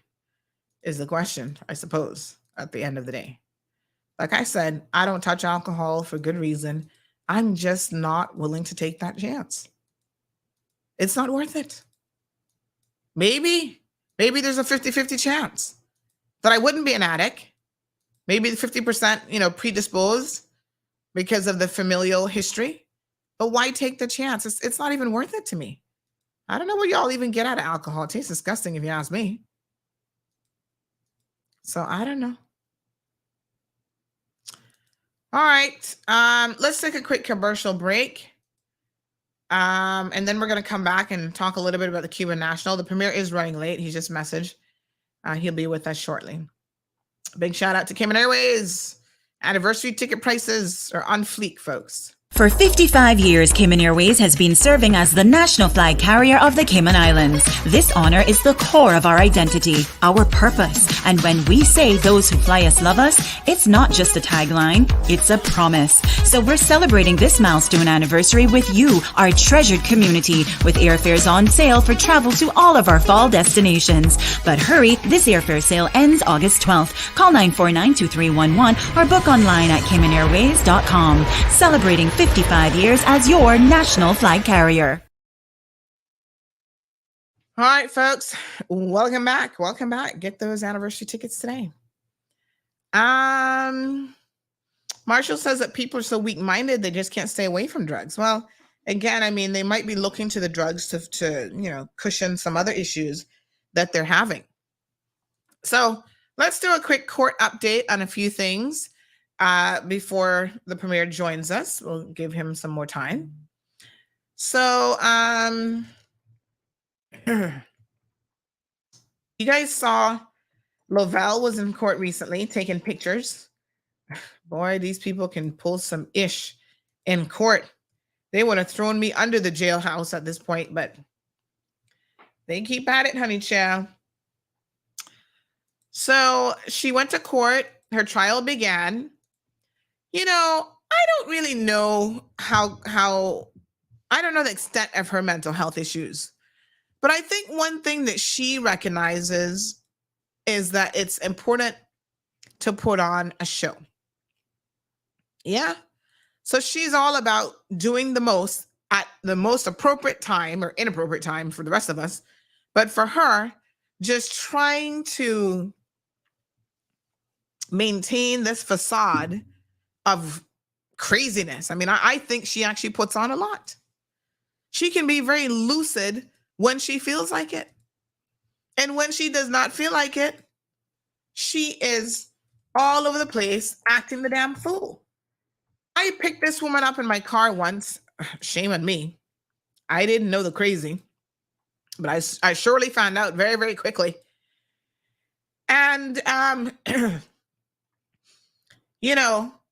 she demonstrated to me, I listen, big shout out to Captain Arnold Brooks, because he was sitting there as I was in the parking lot trying to get her out of my car. And then she started pounding on the dashboard and carrying on like a crazy woman, trying to elicit a response. You know, when somebody does something and you get the feeling that, oh, this is being done because you want me to respond in a particular way.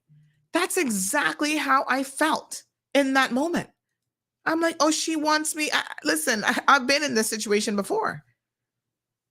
You got that crazy boyfriend who wants to pick a fight with you and he just wants to act a particular way.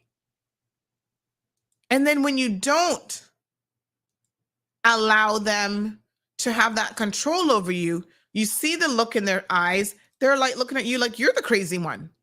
Meanwhile, you're sitting there calm, cool, and collected. Boy, let me tell you something.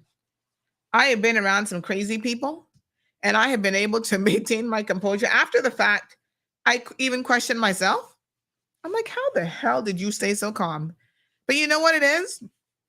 I think I understand that when you mimic bad behavior, it's not going to help anybody. It's only going to escalate a situation. So sometimes the crazier people go on, the calmer I remain. And a lot of times you don't want me too calm because then something coming after that. That's like the calm before the storm. But that's how she was carrying on in my car. And I was like, what the hell? Anyway, I literally just sat there, and I think Mr. Brooke could kind of see what was going on in the car with her hitting the dashboard and going on like a fool. And I sat there, and he came and said, okay, get moving. I said, look, the constable said that you need to get out now. Get out my car. Oh, you know, they're trying to kill me. And Dr. Lockhart this and Dr. Lockhart that. And I said, really? Dr. Lockhart is trying to kill you? Okay. But if that's the case, there's a certain way that you go about it.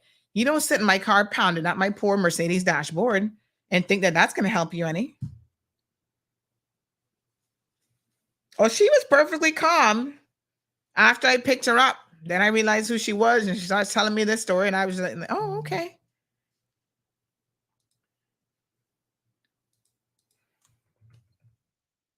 You know?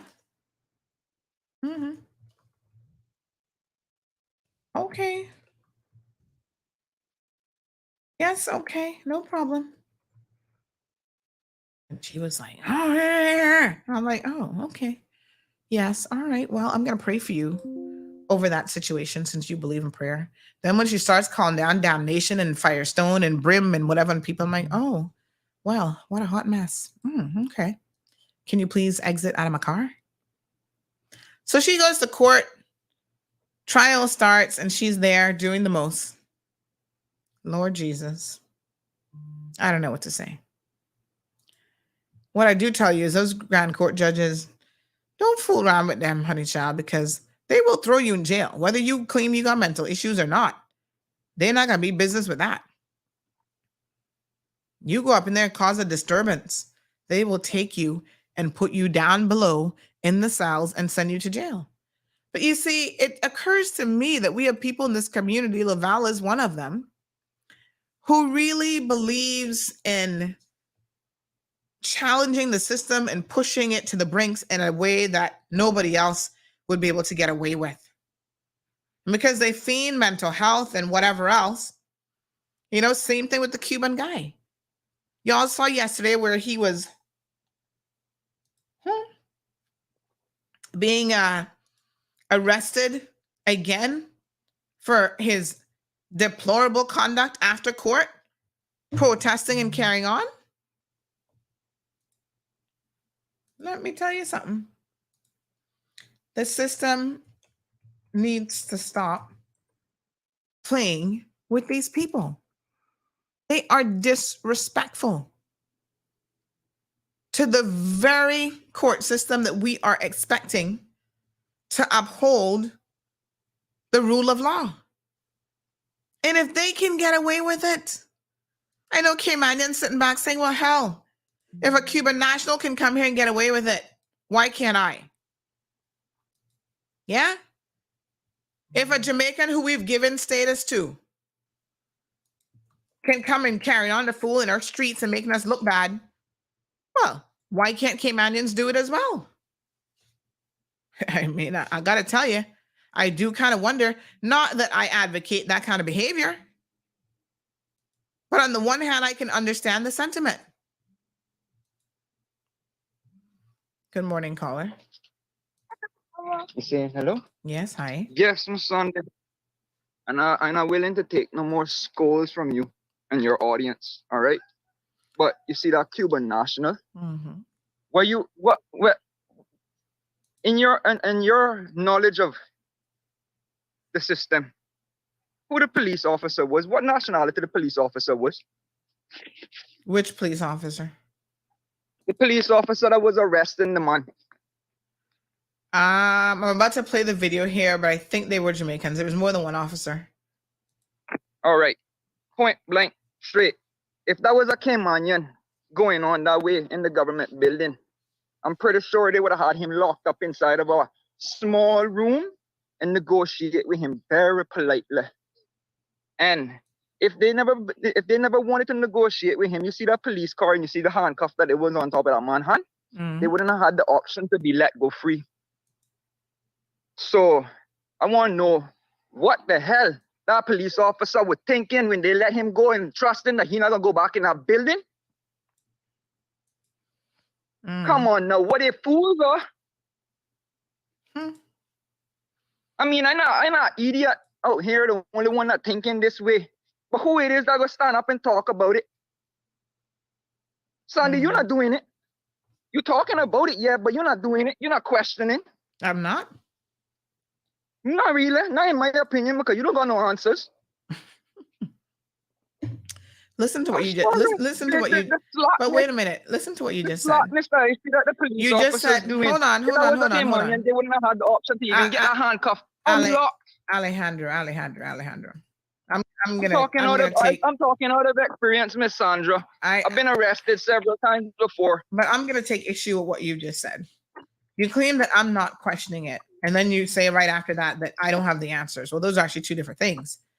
But this is the thing. I think if you hold on now, let's break it down a little bit, because you're now speaking pure nonsense. Because I know. I always have been speaking pure nonsense. I'm not saying everything that you say is nonsense, but this morning you're talking pure nonsense on this particular topic. Because nobody questions. I'm not supporting your movement, right? Alejandro, I really not gonna argue with you this morning. Is that all you have to say? Go ahead. No, I'm listening, no man. No. I'm gonna take another call. Yeah. Listen to me. Y'all don't know Sandy. Let me tell you something. Don't get me started, honey chill.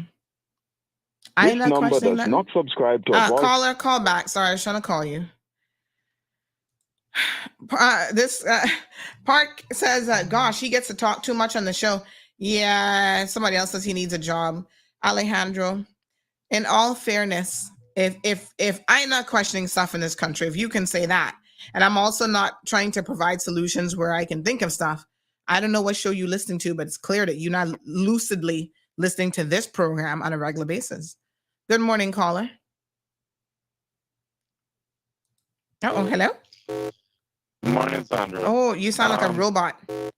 Hi, can you hear me? I can hear you, but you sound very robotic. Try calling back.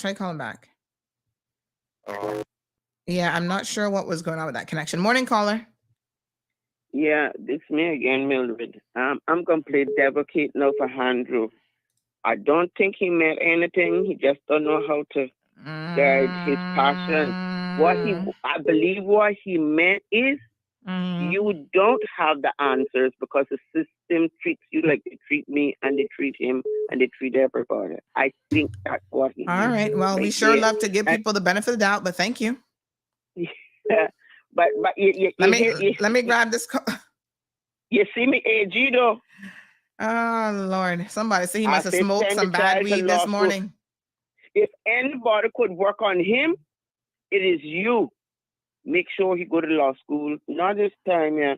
Next time. Next year. Yeah. You can get him together by that time. Y'all need to be realistic now. Yeah, I'm trying. Okay, baby. Thank you. Okay, bye. Bye. Listen, I'm not gonna cut no chase with nobody here this morning. Let me be very, very clear, folks. Okay.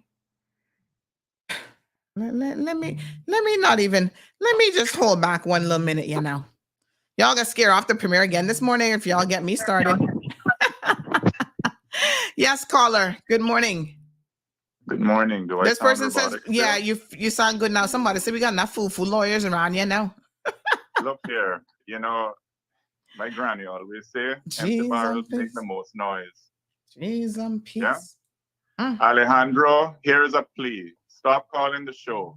Put down the weed because it doesn't seem to be doing anything for you. Go read a book, develop some critical thinking skills, and call back when you've grown 2 or 3 neurons. Stop calling the show. Lord Jesus, what a mess. Somebody says, sorry, but I think you need to limit his calls. This person says, good morning. I think Laval just loves attention. She wants to be famous, even if it's by way of notoriety.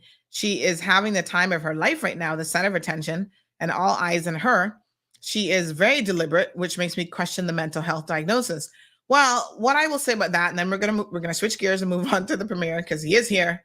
What I would say about that, caller, is I absolutely agree with you, but that is in and of itself is a mental health issue. It's called narcissism. So, there's something to be said for that, for people who engage in narcissistic disorder and narcissistic behavior. Ms. Carol Fox having a good laugh this morning. I don't know, boy. I don't know. What a hot mess. But to say that I'm not bringing any issues to the forefront, I think is certainly misguided at best. But let me just leave that there. It's Friday. I'm trying to fight this cold. I'm not going to take offense to it, although I think it was an extremely insulting comment. We're going to just let it go, folks. Sometimes we have to rise up and be the bigger auntie and, just let the youngins kind of get it wrong and hope that one day they can get their ish together. In the meantime, we've got Premier Panton in the house. Let's go ahead and take our commercial break. You guys get ready. Get all of your questions ready for the premiere. We're going to be talking about a number of different topics. We will be right back after these messages. Ocean Ridge Heights offers an amazing opportunity to own a piece of land in idyllic Cayman Brac, right on the bluff, starting from $80,000. Located in a quiet residential area with high elevation, these lots are ideal for a future home or investment property and are sure to go fast. Cayman Brac offers a laid-back lifestyle, amazing pristine diving, limestone caves, diverse flora, along with amazing wildlife. Inquire about the owner financing options so that you can secure your piece of paradise today. With only a few lots remaining, these are sure to go before you know it. Contact Crichton Properties today on 345-949-5250 or info@crichtonproperties.com. All right, folks, welcome back to the program. 936-2626 is the telephone number. Thank you so much for all of your comments. Getting lots of them on social media. What a hot mess. Let's move on. Premier Panton, good morning, sir. Welcome to the Cold Hard Truth. Good morning, Sandra. I hope you are feeling a little bit better. If not, Yes. I hope it doesn't last long. Yes, Let me say, good morning to you. Good morning to our wonderful Cayman Islands. I'm a little bit delayed coming on this morning, but that might be because I have two dogs that can tell me when the rain is 40 miles away, and then they decide they want to try to climb up in bed with me and wake me up at 3 o'clock in the morning, prevent me from getting any rest. Oh, my. We got to love them. I'm very, very happy to be here with you. And I know thank you. I heard a little bit of the discussion just now. I certainly would say that I can't agree with any criticism that you don't examine issues and even suggest solutions very often. So I'm not going to agree with that kind of comment. I appreciate it. Thank you very, very much. Now, of course, we have to address the elephant in the room. You were scheduled to come on the program yesterday, and I did see you briefly pop into the back studio, and then you left, and we got a message saying that essentially you, the message we got, which I shared with our listeners, is the Premier has advised that he will not be joining the show this morning. He logged on and was waiting, but in light of the current topics being discussed, he believes that discussions about matters of national importance should be held on a different day than what is currently being discussed. Tell us exactly what happened yesterday. Let's get the air cleared so we can move on to other things. Yeah, absolutely. I mean, I know you discussed a whole range of issues. There are many times that those issues are very important. People want to talk about them. But I had unfortunately dialed in possibly just at the wrong time And I think you were sort of in the throes of discussing some very sensitive details around the activities of some individual relating to sexual harassment, I guess, if I can call it that. That may be putting it too lightly. Yes, sexual assault. And I just thought, this is it just sort of hit me that this was not the sort of background against which I wanted to come on and talk about other important issues. Sorry, I'm getting pop-ups here from Norton that are blocking my view. So yeah, I mean, I apologize, but that was my reaction to that context, and I thought, you know what, I'll come on another day and discuss issues that I know everyone wants to have addressed. And that was just it. It wasn't that. And I'll be honest with you and tell you that I was also feeling very exhausted yesterday morning. I'd been on the go, including a trip from last week, hosting the heads of the overseas territories, Caribbean overseas territories, which went through the weekend. So I was probably running a little low on energy and maybe being a little bit too sensitive, but that was my reaction yesterday when I heard that little clip as I sat in the back of the studio. Okay. Not that I don't want to come on and talk about issues or answer questions from the people at all. I'm here this morning for that reason. All right. And I mean, in all fairness to you, I think had you been listening to the entire show and gotten the full context of what it was, you might not have been so taken aback by that, probably was a 30-minute segment that was a little bit graphic and detailed, because, the foundation for the conversation was laid. And I think that after you explained it to me last night, I kind of got that, yes, if you jumped into the conversation at that point, you're like, what on earth is this discussion about this morning? Yeah. Yep. Yes, indeed. Anyway, I am here. So okay. Well, let's move on. We got a lot of important topics that we want to talk about. So, Premier, there's a lot of things that come up, on this program and in community discussions that obviously are areas of concern. The first one that I wanted to pitch out, and of course, anybody can call in. It's open mic segment with the Premier this morning. Or can we keep you until the end of the show, till 10:30? Do you have any appointments? I'll try to go for that. Yeah. Yeah. Okay. All right. 936-2626. So Premier Panton, one of the recurring themes amongst others is consumer protection. We hear a lot of areas where people are being taken advantage of. I mean, on this program, I'm helping people recover money, landlord tenancy disputes. It's just so many issues that under a general umbrella, we're talking about, vehicles that people are being sold that now insurance companies don't want to cover them. The banks don't want to give you a loan in these vehicles because there's such poor quality of service that is available from the dealers, right? Just a slew of issues. Can we ever, you think, hope to have consumer protection legislation in this country?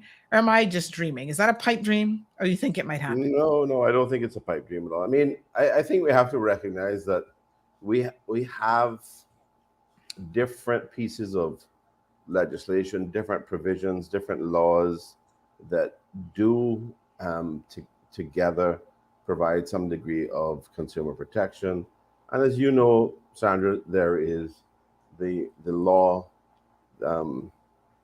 contains, contract law, for example, contains provisions which gives you rights if there's a misrepresentation, if the product doesn't match the quality that's specified and all this sort of stuff. But these are the types of things that it means that the consumer has to then go and spend time and money and energy pursuing their rights in a way which is very inconvenient to them. So I do feel that we need consumer protection legislation with an agency of government that helps, that's more accessible, more convenient, can be more proactive, and sort of pursue issues on behalf of consumers. Mm. We do have, efforts through the local Chamber of Commerce. They have, they will sort of intercede and try to resolve issues as well. But again, that is not something that, they're not completely independent. They're representing their members as well. Mm-hmm. And, in a normal marketplace, competition and service to your customer, making sure that they're a happy customer, and they get what they want, and you meet their expectations in terms of service and quality of product, etc. Those are all important things, and they tend to lead towards a better result for consumers. But that's not always going to be consistent. It's not always going to be the case. So I do think that we need consumer protection. We talked about it for quite some time. When I was a minister between 2013 and 2017, I think it was about 2015 or thereabouts. I think the work started a bit before that. The Law Reform Commission spent some time looking at this issue. And, I think they issued a paper seeking to raise discussions around it, get public input to see what sort of direction we should take in order. Yes, exactly. The Law Reform Commission Consumer Protection Report. And that, for me as a minister at the time who had responsibility for commerce, I will tell you that one of the reasons I didn't have the time really to get into that was because I also had responsibility for financial services. And I think you'll remember at that time, or during that period, we had a whole range of activities going on. We had a lot of bilateral tax information exchange agreements, and then we had the multilateral structures that were going on at the same time, which required us to be engaged at that level. And then also there was a tremendous amount of legislation around financial services, improving the products, addressing gaps in perceived gaps in regulation. And it just took a lot of effort at that time. That was the time period within which the initial discussions around beneficial ownership and disclosure of that also started to kick off. So to be perfectly frank, I had responsibility for this particular area in terms of the Ministry of Commerce, but I just didn't have the time to devote specifically to this. You'll recall I also had environment. So one of the major things I dealt with it under environment was the passing of the National Conservation Law as it then was, or Act as it is now. So while I believe absolutely that we need consumer protection legislation that's more specific, that is more helpful, that allows individuals more convenience in terms of pursuing their rights. I just didn't have the time or resources in that period. Now, since the last election and since this government has been in place, we have had discussions, previously had discussions, and we've had discussions subsequently around consumer protection. And we've been looking at different elements of that, not necessarily an overarching thing. But I do believe that it is time that we look at this specifically. I mean, the United Nations have issued guidelines around consumer protection. CARICOM has issued guidelines and sort of pro forma stuff around consumer protection in the region for the region. And the OECD has done the same thing, and I believe that we need to, as a what we would call a first world society, we need to have these kinds of protections in place. The reality, of course, is that products are changing, risks are changing with those products. Mm-hmm. The business environment is changing. The whole digital environment has changed things quite a bit.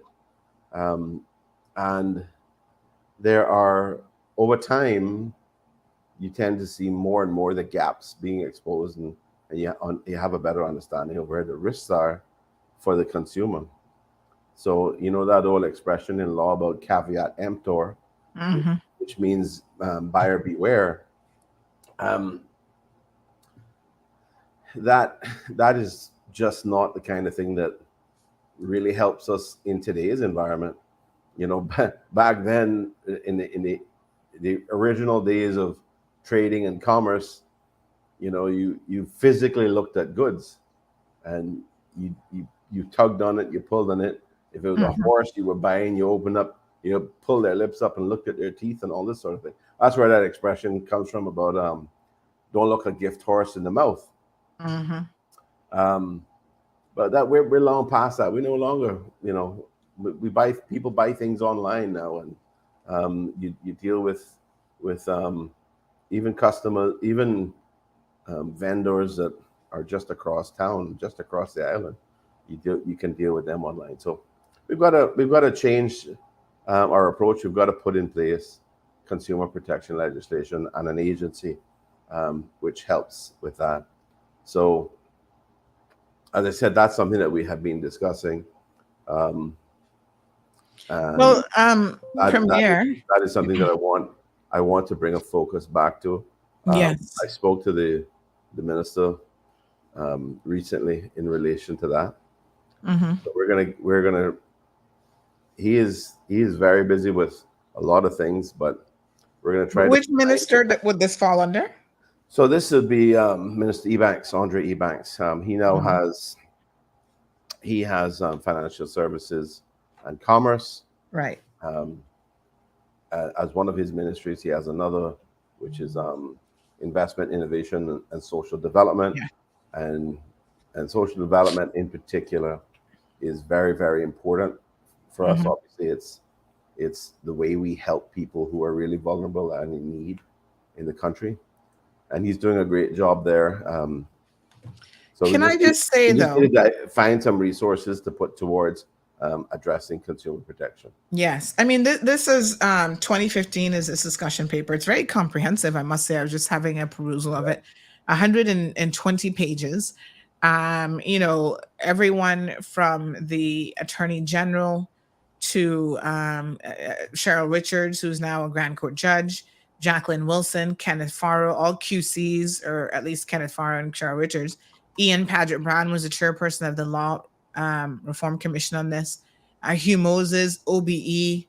There's a lot that went into this. And I mean, I think this is a very good foundation and a good start. They looked at everything from defining critical terms, asking the question, does contract law adequately protect consumers?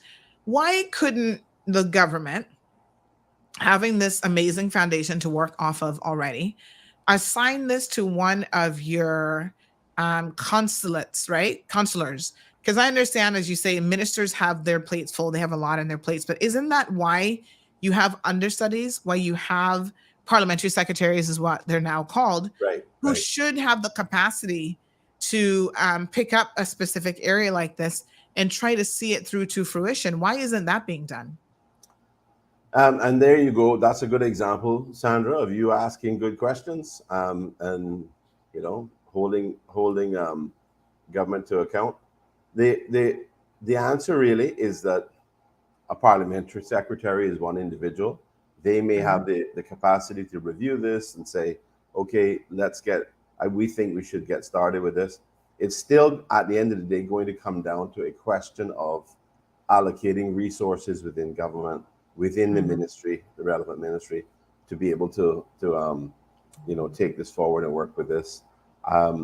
So the process really would be a further review of the proposals, having, given the time, it may be worthwhile having another, like a public consultation on it, to be able to then narrow down exactly what sort of framework we should start with. We have the ability, for example, to look at other jurisdictions to see what they do and how they started, what sort of system they have in place as a initial action. And then that then gets translated into a cabinet paper, which is drafting instructions, which goes to legal, government legal drafting. And someone has just all pointed I'm out. saying is, I said all of that just to say that, it takes a lot of resources, not just the attention of one person, to be able to pursue getting this stuff done. And the Law Reform Commission, I think, has done a lot of great work over the years, and unfortunately, a lot of it has not actually resulted in government taking action or moving things forward on it. So I think we need to focus on this one and make sure that we take this forward, particularly in an environment where we have high inflation, and we have challenges around cost of living. That is particularly where consumers need that kind of protection. There needs to be protection around making sure that they're getting value for money, spending the limited resources that they have. It's unfair to them to have to accommodate some substandard product or service. So I think the time is now for us to make sure that we put some effort into this, and begin the steps of finalizing the outcome of a consumer protection agency and legislation in Cayman. I mean, I think it would be no surprise to you as well that a lot in the business community may not want that. They may feel that things are working fairly well the way they are, and they don't want another government agency to have to interact with or be responsible to. But that's an aside. We have to look at what needs the people of the country have, whether they're getting treated fairly, whether they're getting products and services of the required quality, whether their expectations are being met fairly. So I will give you the commitment that this is something we will look at and start putting the efforts into getting this done. And I think Okay. You've been discussing some issues. I haven't tracked everything, but I know you've been discussing some issues recently around certain products that may not be providing meeting the required standard and expectations. And that's just one more example of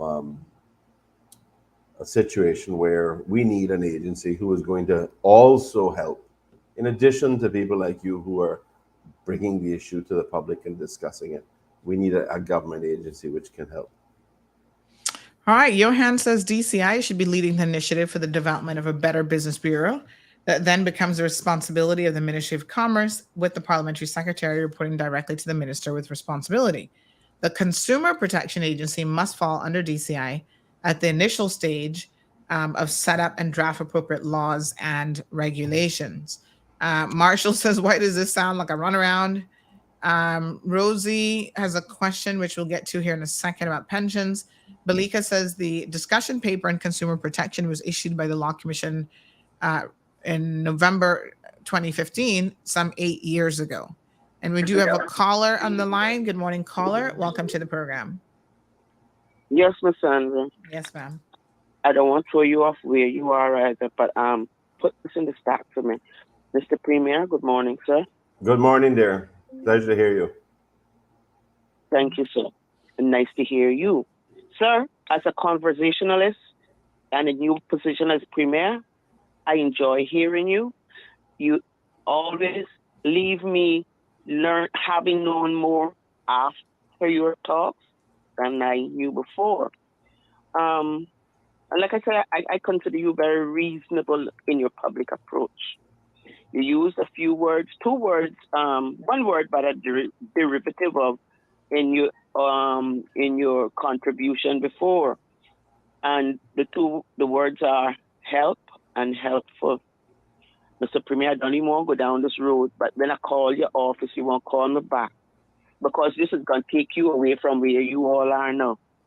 But a question I'm going to ask, and please call me Mr. Premier. I don't want it. A question I want to ask: when persons who are not Caymanian, and maybe those persons have been granted our sovereignty and our citizenship, so on and so forth, when they commit crimes in this country, they go before the courts, they're found guilty, they do their thing, they go to jail, pay a fine or something like that. What happens? Say it's a jailhouse matter. What happens after they're released from jail? They right up in my face again?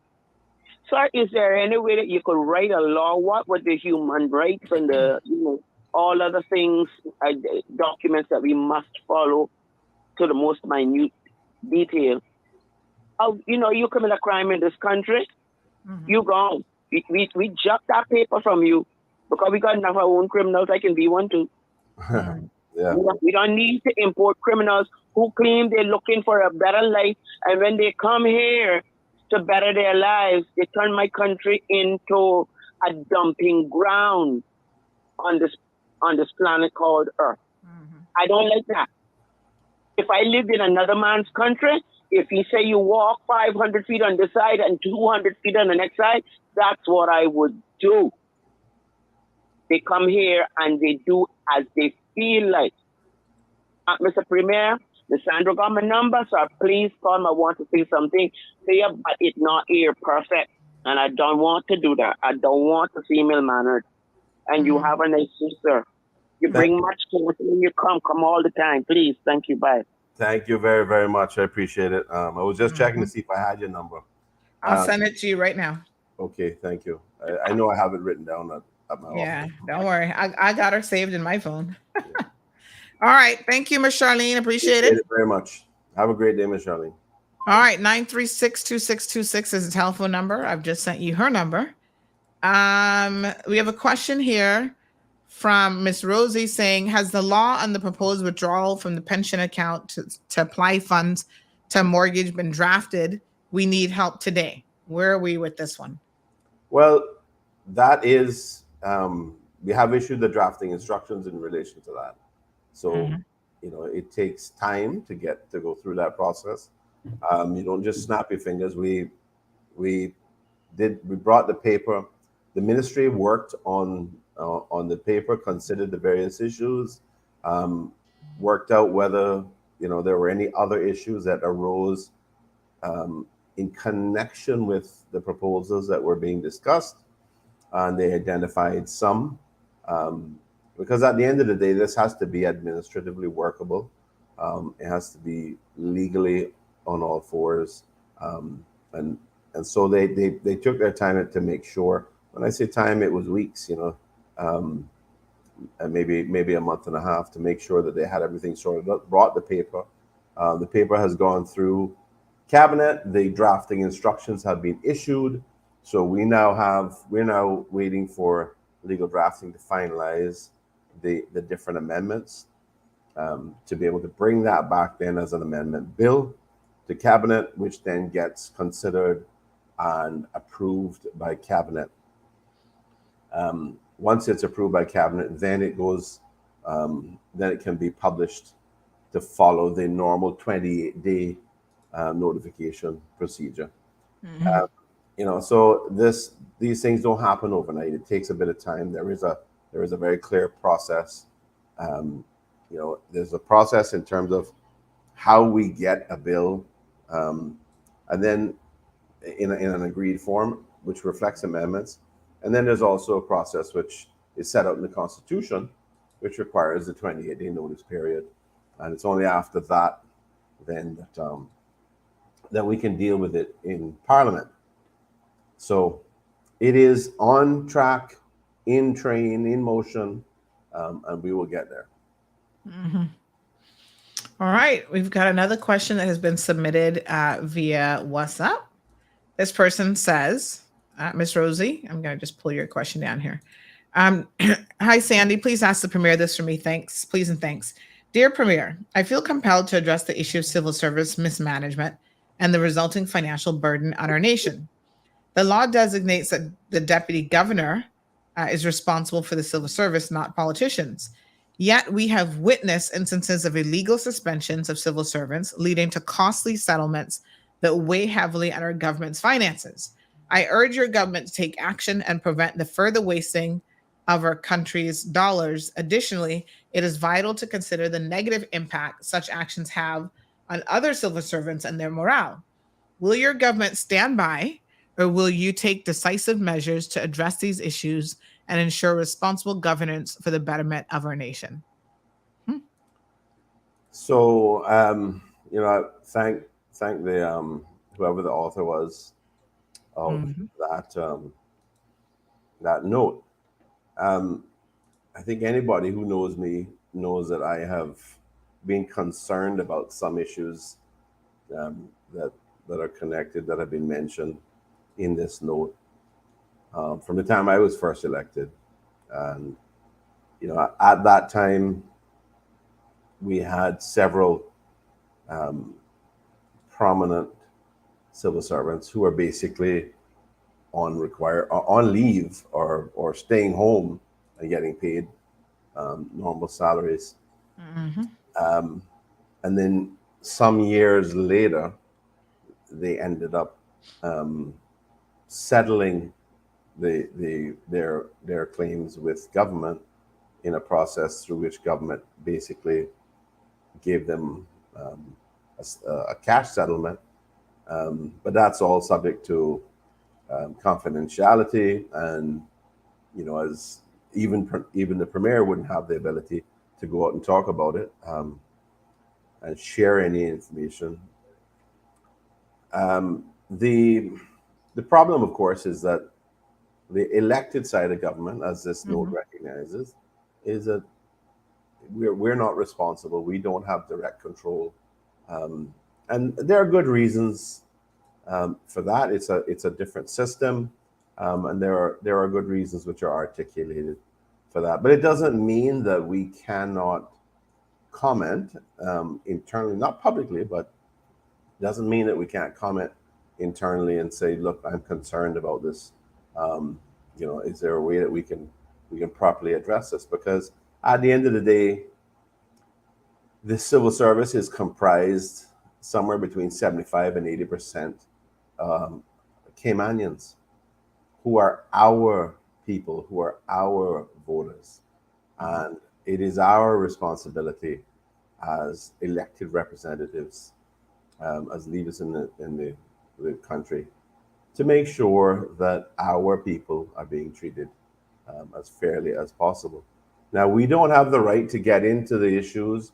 We don't have the right to find out exactly what behavior or what particular lack of performance has created this relationship issue where there's discussions about whether the individual should continue to be employed or what action should be taken to remediate the behavior or the lack of performance.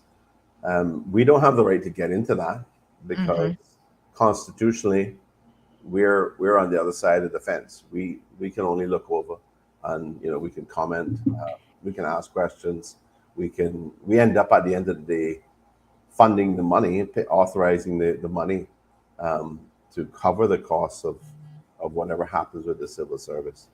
But this is something that goes on. We do talk about it. We do have conversations with the civil service, and I can tell you, I certainly did that. Even when I was a minister previously, I would raise questions about it and say, this doesn't it doesn't give people confidence. It doesn't send the right message if we have people sitting at home who are being paid but who are not being utilized in any way. Mm-hmm. I mean, off the top of my head, I was actually trying to locate an email because we had FOI this question about how many civil servants are in this position. Do you have a fix on how many civil servants are on leave at this time? I don't know. I heard someone mention a number of, I think, 10 or 12. Mm-hmm. But I don't know whether that's accurate or not. I know of a couple. I know of at least 2 or 3 specifically. I wouldn't say they're on leave because of a particular action necessarily. It may just be that, something has started off as being, someone's on leave because someone's staying home from, let's say, the COVID situation. They're working from home, but then they've decided and said, well, can I just stay home and work from home? And then that ends up being very little work being given to them. So there's a range of issues. It could be lack of performance. It could be conflicts with other people. It could be initially health related. But either way, at the end of the day, I believe that a reasonable employer will make sure that they treat their employees fairly. And that's all we're asking for. We just treat people fairly, be reasonable, treat them fairly. If you need to hold them to account, if you need to performance manage them, then do that. But going back to the note, to say that I could tell you that there's something decisive that we could do would probably be a misrepresentation. The only thing decisive that we can do is not vote funding for certain areas. That's the only thing decisive that we can really do. So I think what typically happens then is they're just discussions saying, what's happening here? Why is this happening? And there's usually sharing of information to at least to a point to get to be able to demonstrate why things are where they're at. But what I have found certainly is that it is often not easy to get out of a situation that's created because it becomes a cyclical issue if somebody feels that they're being managed heavily because of an issue and they disagree with that issue, then their behavior may degrade further, and then it becomes a bit of a vicious cycle. And the unfortunate thing is that it causes all kinds of lack of confidence. It causes people to be depressed and all this sort of stuff. So I think it needs to be dealt with in a very constructive way.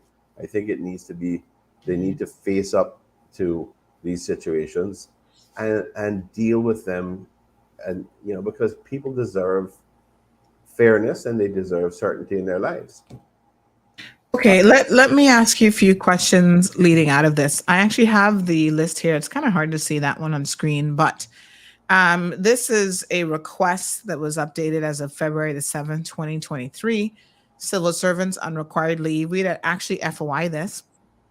And so we have the Ministry of Border Control and Labor, which had more than anybody else, which is quite telling. I think that's when, anyway. I just want to note though that required leave could mean a lot of things. Yeah, well, we requested the reason, so it does say here a number of them. We've got the grade, the salary grade, the reason. So a number of these are criminal investigations, right, internal investigations, whether or not they returned to work in the last 6 months, and then any comments like one person who's been on required leave for 4 to 5 years left CIG in 2023. Another person is on criminal investigation leave 3 to 6 months. They're on unpaid leave. So this is broken out. It's quite helpful because it's at least broken down by ministry. But the average time that somebody is on leave, some of these are actually quite lengthy. Yeah. For years. And that's the frustrating part, that is where the difficulty comes in. And sometimes when it's criminal investigations, you would expect you'd want the wheels of justice to move as quickly as possible, because you need to be fair to both sides. If somebody deserves to be punished, then that punishment should come as swiftly as possible. But on the other hand, if they're not guilty, then they deserve to have that resolved as swiftly as possible, and for them to be able to get back to their work, or if they want to move on. And I mean, you have to recognize, as the person said, one key factor is the morale of not just that individual, but even other coworkers. So, I've heard of situations where government's like, okay, maybe we got this wrong and we want to try to bring them back into the civil service. And that person has lost so much passion for their jobs. They're like, I was on leave for 2 years. What am I coming back to? Why am I coming back? So and then that's what I was saying about it. You end up with a degrading situation, with a vicious cycle where, someone's behavior and their attitude and their perspective becomes more and more negative. The longer this situation goes on, and it impacts the performance of ministries and departments. As you say, it potentially impacts morale, and these are important areas that the more you can keep people motivated, the more they're enthusiastic, the more they feel engaged and involved, the more productive they're going to be. And the more productive they are, the better the result is going to be for the government of the day, for the people of the country. That is why it's important to make sure that we address a lot of these things. Now, I have a fairly open conversation and relationship with the senior management of the civil service. And I certainly don't hold back if I have a concern or an issue to discuss with them, and it works the other way as well. If they want to discuss something that they see on the political side, so that's the way it should be. I mean, I recognize my limits, and they recognize theirs, but it's despite what I believe reflects well-intentioned approaches, we are still having some of these problems that if someone's on required leave for a year and a half because of a criminal investigation, then I have no qualm with that. That is probably going to be a normal course of action. But if it's turned into 4 years, then is there something wrong with what's happening in the system? Is it working? And those are areas that we need to look at. Yes, we need to, because it's a question. You've got to be fair to people on both sides of the issue. Yes. All right. We've got a caller on the line. Caller, good morning and welcome to the program. Good morning, Miss Sandy. Good morning. And good morning, Mr. Premier. Good morning, dear. I hope you're well. My name is Annie Moulton. Good morning, Miss Annie. Founding member and the longest living member of the Business and Professional Women's Club of Grand Cayman. Congratulations.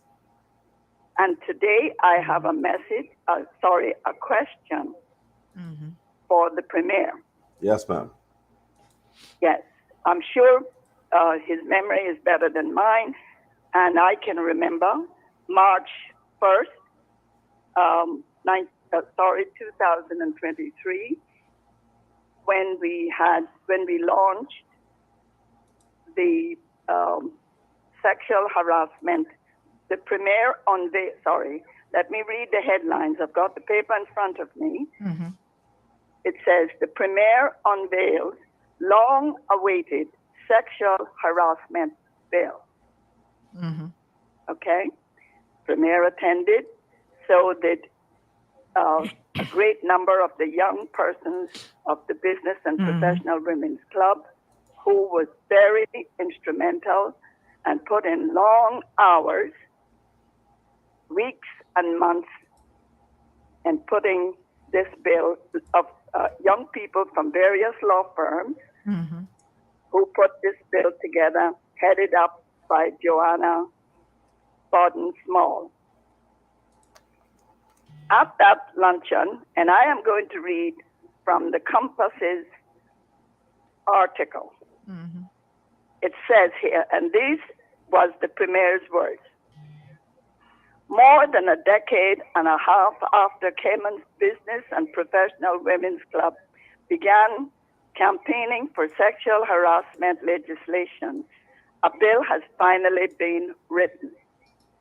Premier Wayne Panton delivered the draft legislative document to members of the nonprofit organization at a luncheon on Wednesday and announced the beginning of a 6-week public consultation on the proposed legislation. I guess my eyesight is not as good as my voice. The landmark piece of draft legislation has been a long time in the making, he said, in quote. I don't know why it's taken this long, but it's not going to take much longer. He said the business,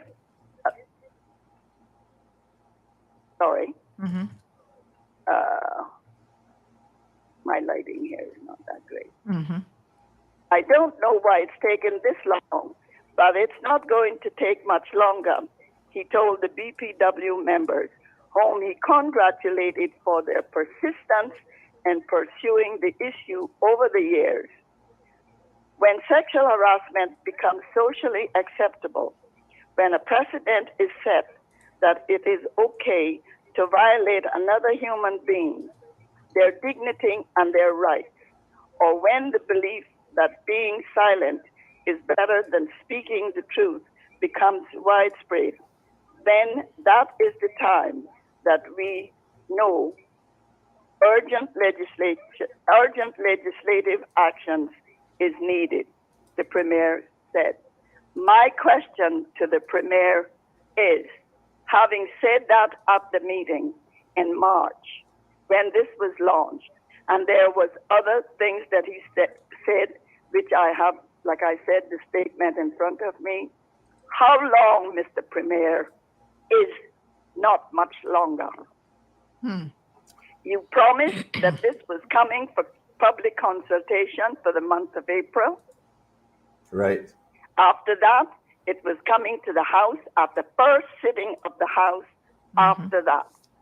We waited patiently for the call to say that it had been put on the agenda because members of the Business and Professional Women's Club, like myself, who also was president at the time and went to a lot of these meetings with the young people, from whom I learned a lot on doing law research. And I have to thank them for that. Waited for the call to say it's on the agenda so we could go and listen to the debates that were being put forward by the members. I personally spoke to members of the opposition and got my guarantee that they would support this legislation. I don't know how many other members did it, but I know I personally did, and they know who they are, and I hope they're all listening, and I hope all of government is listening. And when we talk about national issues. Mm-hmm. I think that I know that this is a national issue because as a club that have advocated for this, we know the complaints we get and the people we get it from. And believe you me, there isn't one or two. It's widespread and by people we would never even dream that would harass their employers. It is widespread. And I think the Premier knows it as well. That is why he said he was willing to bring it to the House and get their approval and get this bill going. My question is, how long is not much longer? Thank you, caller. Your question is really when. Yes. Ms. Annie, I want to reiterate everything I said previously, but I also want to put in context that, you know, the public consultation ran until the middle of April. The Gender Affairs Unit that is under the Cabinet Office and works with me, we don't have a very big unit with lots of resources, and we've had some issues there where not because of anybody's fault, we've had some delays in dealing with certain matters. And again, I want to stress it's not anybody's fault. It is just some things that happen in life from time to time.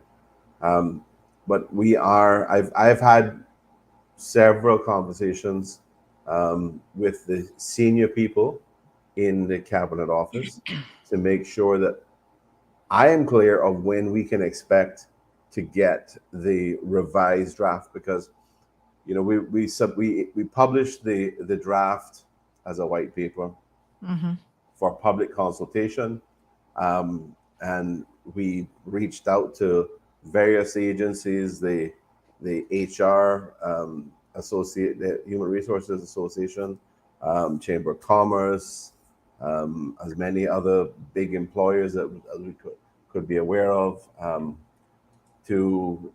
the public through various means, through our consultation hub that's on the government website, through meetings that we've had.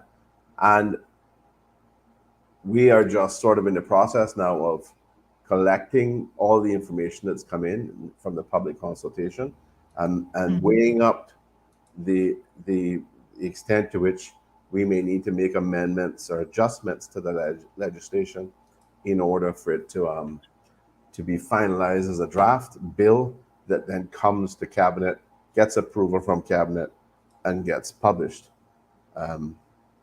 I don't think anybody should have any doubt that I am somebody who is very committed to making sure that the environment that our women, our young ladies work in is one which they are valued for their contribution, and they're not disrespected or abused or harassed in any way because of their gender or any other feature.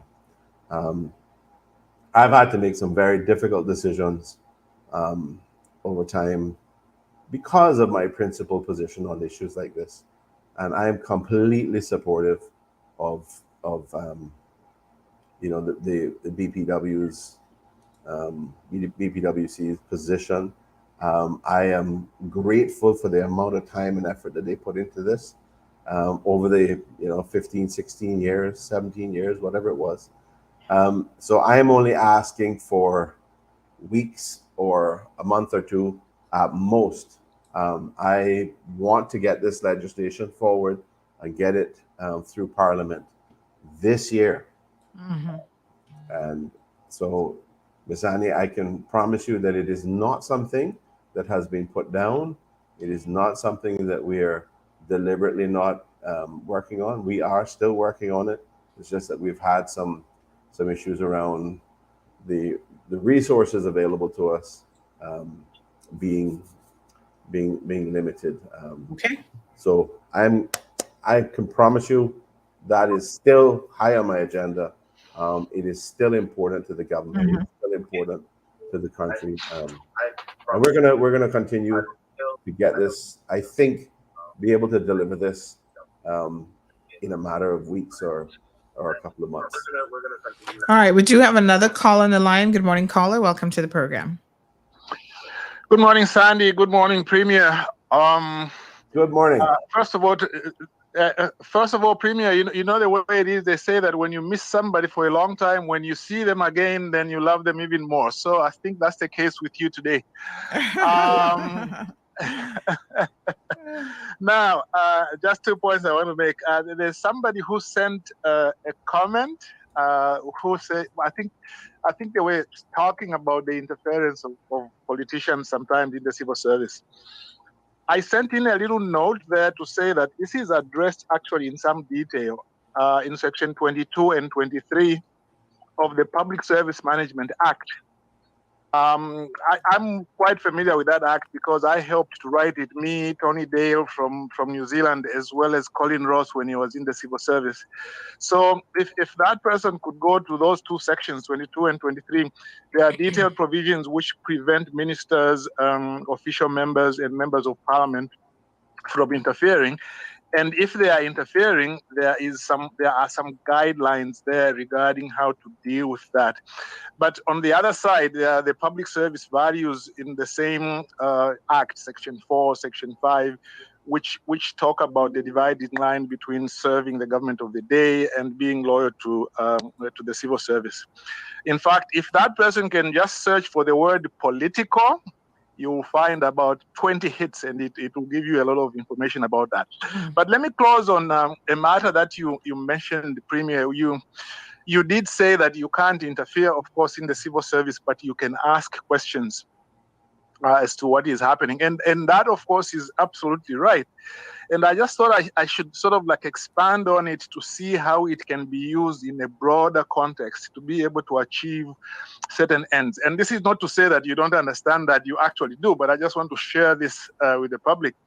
You see, one of the issues that has arisen a lot of times is that when people have complained about Caymanians, status holders in government who can't get like promotions, when politicians try to raise those issues, very often from the civil service side, it is said, oh, but you see, politicians, you don't appoint civil servants.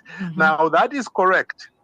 And yet, I think, to me, I believe that by virtue of what you have said, Cabinet should be able to say, Mr. Deputy Governor, can you draw us some targets regarding how you intend to move Caymanians up? Give us a broad plan of what you want to do. Bring it to Cabinet. We can't tell you who to promote, how many people to promote, but we want to know where you are going. And if the issue that you want is money or some other kind of financial support, we can appropriate funds so that we can assist you.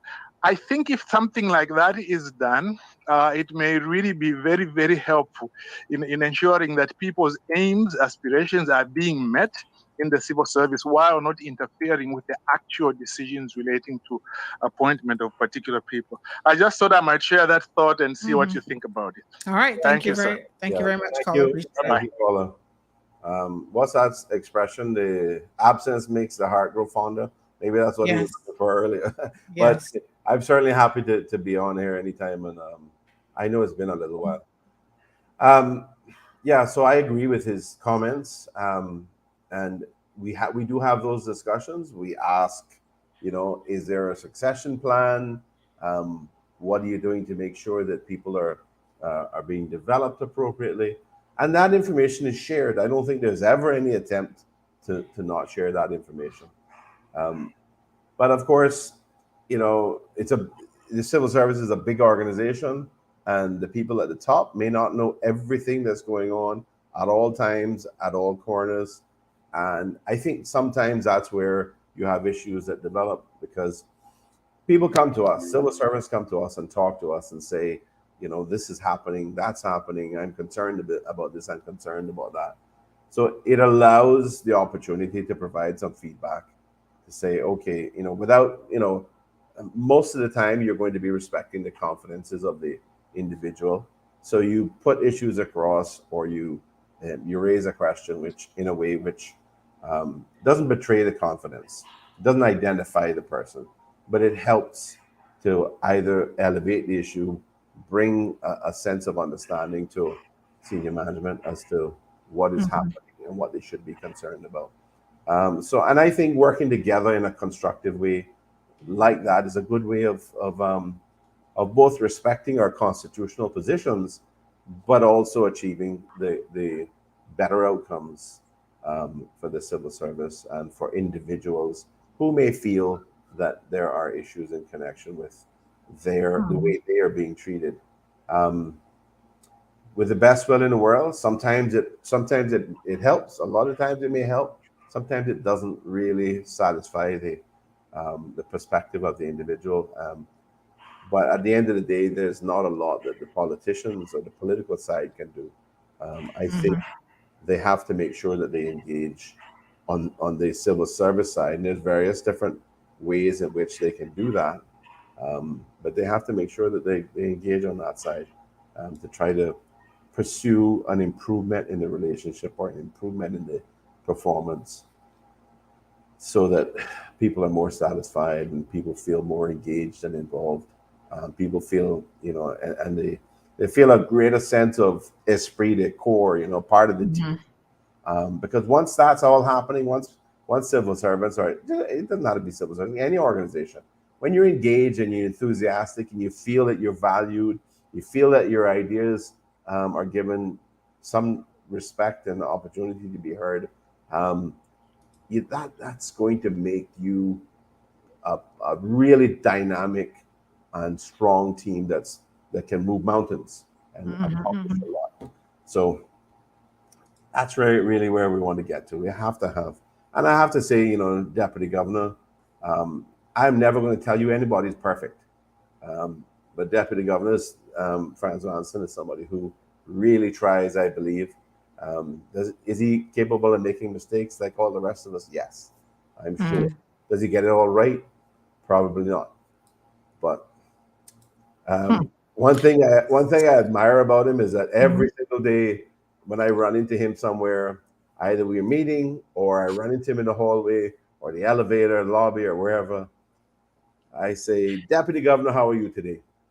Awesome. Fantastic. So I say, well, I would like to figure out how I can be awesome and fantastic. So positive. Well, I tell you what, he might be like what I said my husband is. He's a fairy tales and rainbow kind of person, which sometimes isn't always seeped in the reality that's happening at the moment. But here's a question for you, Premier, along the lines of this whole issue of civil servants. This person is saying, what about performance management within the civil service? How does the civil service manage performance? They said that their blood pressure was going up listening to this conversation. So they were going to stop listening because they're questioning how on earth is the government getting value for money? They said the elected government has to pay attention to performance and effectiveness of the civil servant. Absolutely. Because we're paying over more than $400 million of expenditure. And it would be interesting to ascertain how the elected government satisfies itself that the public of the Cayman Islands is getting value for money. So what sort of performance matrix are in place for the civil servants? How do we know that they're performing at the level that they should be? Well, I mean, I think there are a number of different things that are underway. One of which is changing the way we budget and moving away from an output budget to an outcomes budget, so that you're not measuring, how many meetings you've had in the course of 6 months or 12 months in a particular department or a particular issue, because that doesn't tell you anything. That's not qualitative. That's quantitative. It's not qualitative. We really want to know what the outcome was. What has been the positive result? So that is ongoing. That is an initiative that is being followed through.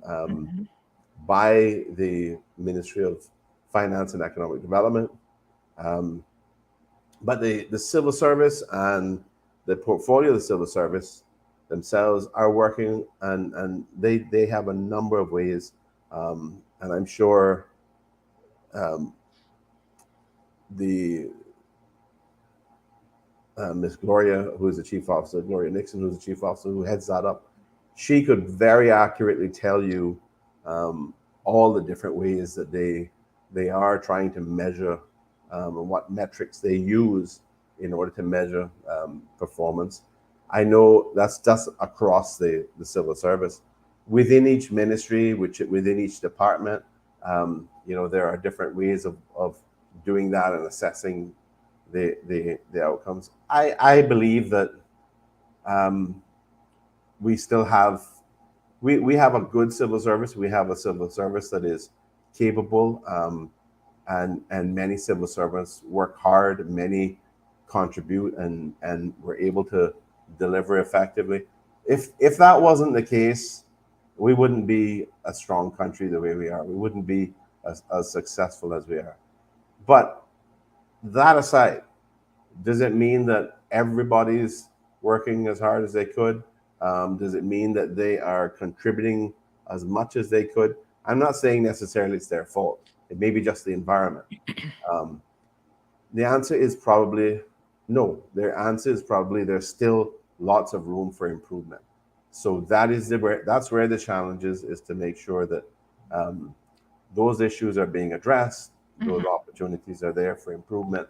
And at the end of the day, that gives the public better value for money. That allows the government to get more done that it wants to try to get done for the benefit of the people of the country. And there's an overall win-win for everybody and a better outcome across the board.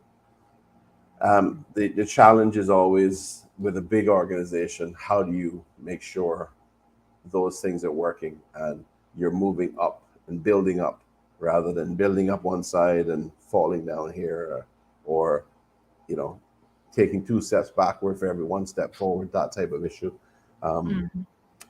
There's a whole range of management philosophy and initiatives and practices, strategies that can be utilized, are utilized, and I think overall it's working, but we need to have some areas addressed that will give us better outcomes. I'm not sure why the individual wanted to stop listening because their blood pressure is going up. I guess that means they're disagreeing with some of the comments. Well, maybe just a sense of frustration. The reality they're not hearing. This is a legitimate issue. It is an issue for somebody to be concerned about, and for a civil servant who is in a particular position where they see things that aren't happening exactly the way they think it should be. It could be that they're completely right. It could be that they're partially right, and it probably is the case that things could be better. So we have to try to work together in a constructive way, both sides of the fence, the political as well as the civil service. And then within the civil service, I believe that there are ongoing efforts to make productivity better, to make the work environment better, to improve the levels of engagement, and really importantly, to improve better outcomes. And I mean, one of the things I've been discussing internally with my team, as well as with the deputy governor, is things like dashboards which tell us, which provide metrics that can give us a quick idea of whether things are improving in important areas, or whether they're sort of static and sort of stuck, or indeed whether they're getting worse and they need more attention. So we're looking at doing those types of things, that we can produce these dashboards that tell us and give us a really good idea of the trends, and are things getting better or worse. All right. Belika says under the Public Service Management Act and regulations, there are provisions for performance bond, which civil servants sign at the beginning of the year. Then at the end of the year, there is, of course, a performance assessment. Yeah. This other person says the civil service conversation is not a balanced conversation. Politicians can amend the public service management law, assuming they mean amend it to make people more accountable. Huh. Well, I mean, if we think there are gaps, if we're advised that there are gaps, then yes, we could do that. But you know, the performance management, I think, is an important way of addressing a lot of the issues that have arisen over time. And I don't know, because I don't see necessarily, except in my own ministry or ministries, I don't see the extent to which it fully cascades down. But I can tell you that it certainly is occurring at the chief officer level, because what happens at the chief officer level is that the ministers are consulted, and there's an agreement between the deputy governor and the ministers as to what the what the objectives are that the ministers would like their chief officers to help them achieve, and that becomes a part of their annual performance management. That becomes a part of their agreement for the year, and they are assessed at the end of the year on how well they've achieved those objectives.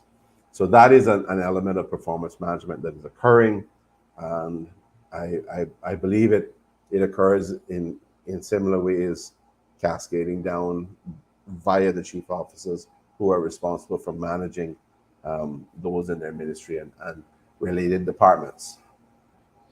But it is happening at the senior level, and I think what we just need is better refinement of that, and I think sometimes, to be fair, there are unrealistic perspectives. You know, if there are 5 to 10 things, that really important things that you want to get achieved in a year, that should really be it. It's difficult to say, I'm going to tell my chief officer I want him or her to achieve 36 things, because they may not be synergistic. They may be things that require you to put this down and do that, and redeploy resources. So the higher, when people are too optimistic with what can be achieved, I think there needs to be more discussions about realistically what should be the important objectives for that year. And usually it's, it could be as much as 3 things, but it should be, they should have these goals, they should have these objectives, so that they can be measured against their performance and achievement of those. All right, we've got a caller in the line and then tons of questions in the queue. Good morning, caller. Welcome to the program. Good morning, Aunt Cassandra, and to the Premier. Good morning. Yes, sir. Good morning. Good morning. Yeah, I just got a quick question to the district council. We know that West Bay has went ahead and informed a district council. So I'm wondering if there's anything or any hindrance, or what is the obstacles preventing the other districts from doing the same thing? If there is any, or can they just go ahead and form it that they will, or they have to get some special allocations or whatever from the ministry? Okay, thank you for your time. Thank you so sir, much. I'll just hang up And let's be clear, that isn't a district council. So perhaps you could clarify in law what West Bay has done, because I think it's muddling the waters. It's confusing people. Right. So, I mean, let's talk about, instead of districts, let's talk about constituencies. Yes. And so under the Constitution, there is a provision for advisory councils to be set up, which would basically assist the representative for the particular constituency to do their jobs, to be able to, understand exactly what the different needs are and where the different problems are, what kind of resources need to be allocated where. This has been in the Constitution from its adoption in 2009. We've obviously now switched over to single member constituencies. So we've gone away from the traditional 6 districts exclusively from a electoral point of view.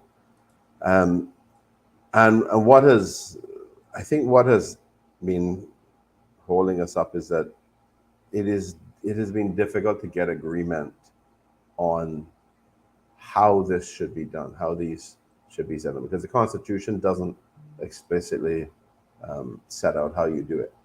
And we don't have any legislation which is enforced, which explicitly sets out how you do it. So we're still at the stage where we're trying to work through and get consensus as to how we set these things up. So for example, there are some who will favor a sort of election process where the people are nominated who want to serve on the advisory council, and there is sort of a mini election, constituency election for that purpose. There are though, and then that would be a democratic process where the residents, the voters in that constituency, get to determine who sits on that advisory council. There's another point of view, which is that the representative might want people that they can work with more specifically, or they have a better relationship with, have a longer history with. They trust them to be able to get things done and tell them specifically what the issues are. So there are some who would want to just appoint an advisory council, and it has been difficult to really get consensus around that. And it's not just that has been the case for several administrations, probably since the Constitution came into effect, and that is why you haven't had it resolved. That's why we don't have these advisory district councils. I am willing to take another shot at it to raise the issue and see if we can make progress on it. But what tends to happen in practice is that we all have our own committees and our own committee members who tend to be our eyes and ears in the communities and our constituencies, and they tell us, which individuals are in need, which roads need attention, where issues are that need attention, that need to be addressed. So it's not that things aren't, that the fundamental purpose isn't being addressed in some way. It's just that we haven't been able to agree on the exact mechanism through which this is being done. And I know it has been a constant issue. There is the constant complaint that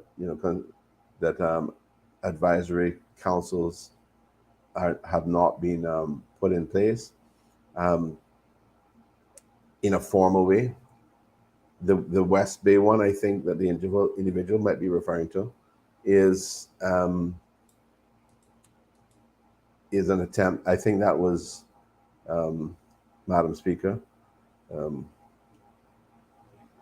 Kathy Ebanks Wilkes, for West Bay Central, and I think others have done it without the same kind of public or PR around it.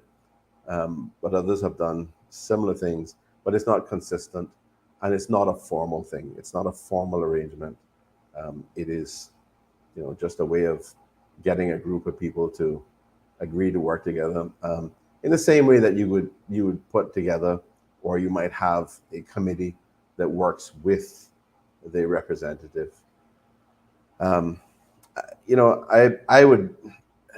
It would be great if we could have a consensus develop through which there's clarity about how we do this, and then we can formalize it by legislation, and we could all move forward. And everybody, once it's done that way, then everybody knows what needs to be done. And there may be those who prefer a different approach, but once it's in legislation, it's in legislation. The problem is getting through that initial stage of setting that all up, and then ultimately, it's our job to make sure that we do have people who are telling us where issues are and what needs to be addressed. That's at the end of the day the purpose. That's the outcome that we need. How you get there could be less important as long as it's an accurate outcome. All right. Well, guess what, folks? It's 10:30, and we still have lots of questions that came in for the premiere that unfortunately I couldn't get to. Premier Panton, if it's okay with you, I'm going to send those through to your office. Perhaps there's a way that we can get a response to those, and then I can update people a bit later on in that. So, yes, it's crazy. I don't know. Vicky says she was expecting more people. It is Friday, Vicky, and I find that on Fridays, people, but I can tell you we're at the 300 mark between Facebook and YouTube. And of course, radio listeners, you can't exactly measure, but lots of people are still there. And the beauty of the platform, Vicky, is people can always go back. So even if they're at work now, they can always go back to these segments and listen to them. We'll clip out just the premiere segment and air that as a standalone piece as well, so that people can tune into that. So not to worry, thousands of people will have the opportunity to, as they normally do, view the show, even if they're not doing so on the live at this moment. Modern technology, gotta love it. All right, Premier Panton, thank you so much. Like I said, there were still a lot of questions. My apologies to our listeners. We couldn't get them all in. We did our best, but it's just how it is. We'll forward those through to his office, see if I can get you a response on some of those. One thing I wanted to mention in relation to the sexual harassment legislation, one gentleman said, I know that women are primarily affected, but let's not forget men get sexually harassed too. Absolutely. I've been sexually harassed on more than one occasion, and I felt I couldn't say anything because it was from a woman. Yeah. And that's absolutely right. And that's, I guess that it reflects a focus, because I'm male. I tend to think of being more protective towards females. But the truth is, and the reality is, it's a gender neutral piece of legislation. It is designed to prevent sexual harassment, irrespective of which gender is being subjected to it. And of course, it just so happens that women, I don't know, and I have no basis upon no metric to measure it by, but I would say that it's quite possible that there's an equal amount of sexual harassment in relation to either gender. But I also think that where it does happen, it is going to be worse in relation to women, because let's face it, there are more men in senior positions in the workplace, and these are issues that we're trying to address through gender equity and whatnot as well. But it still is the case that there are more men in senior positions, and when there are men in senior positions, it's more likely that they're going to be able to negatively impact the careers and bring about sexual harassment of women. So it's just going to be the case that when it happens in relation to women, it's typically much worse than for men. But it does absolutely happen for men as well, and in some cases, it could be just as bad as the worst that happens with women. So really important. Thank you.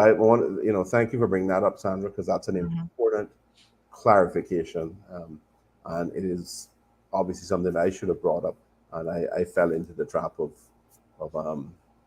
using my own perspective, and I guess we had Miss Annie advocating for on the women's side as well.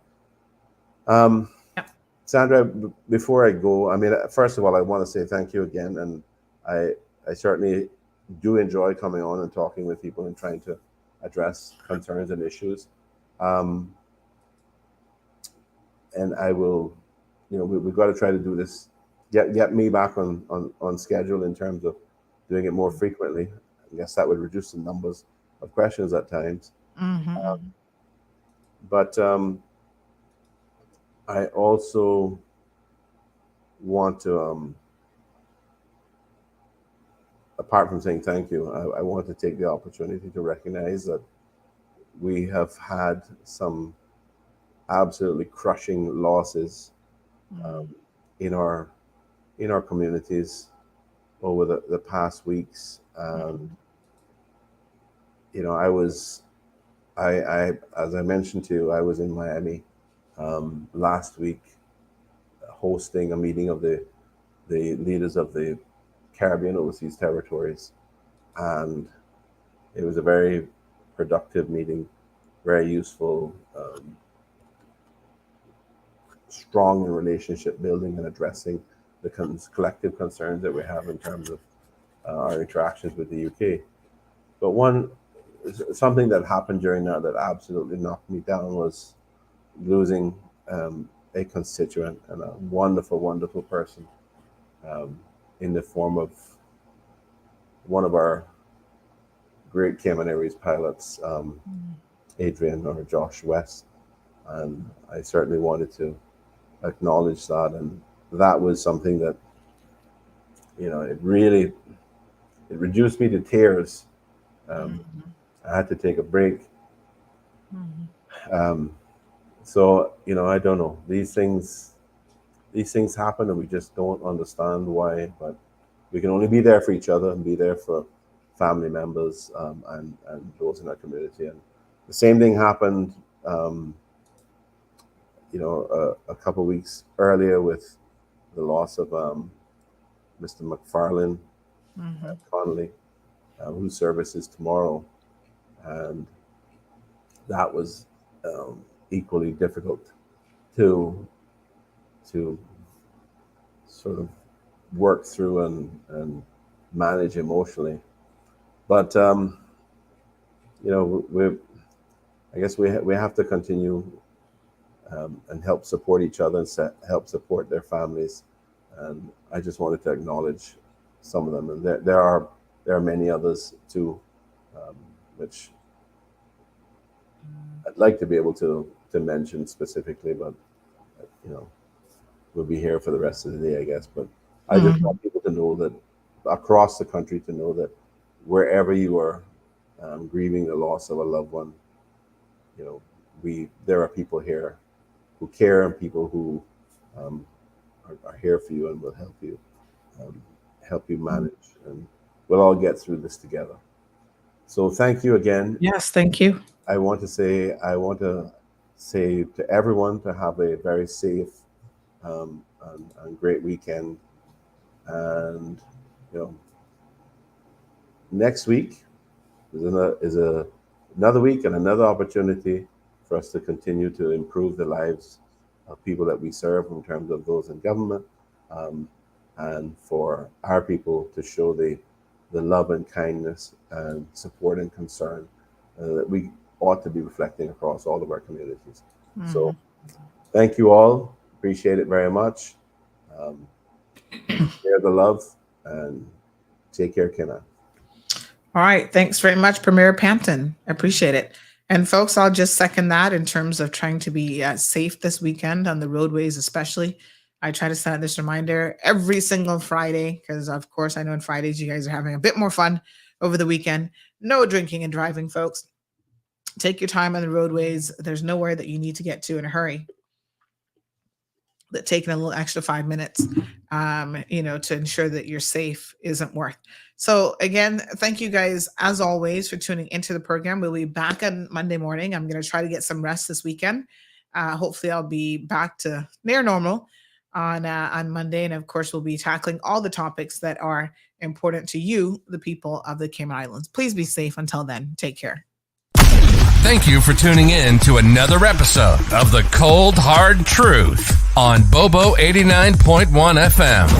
Cayman's #1 talk show is live weekdays from 7:30 a.m. Never miss an episode again. Watch anytime on CMR's Facebook and YouTube channels for the latest show episodes. Don't forget to follow us online on our social media channels and visit CaymanMarlRoad.com for all the latest news and community happenings.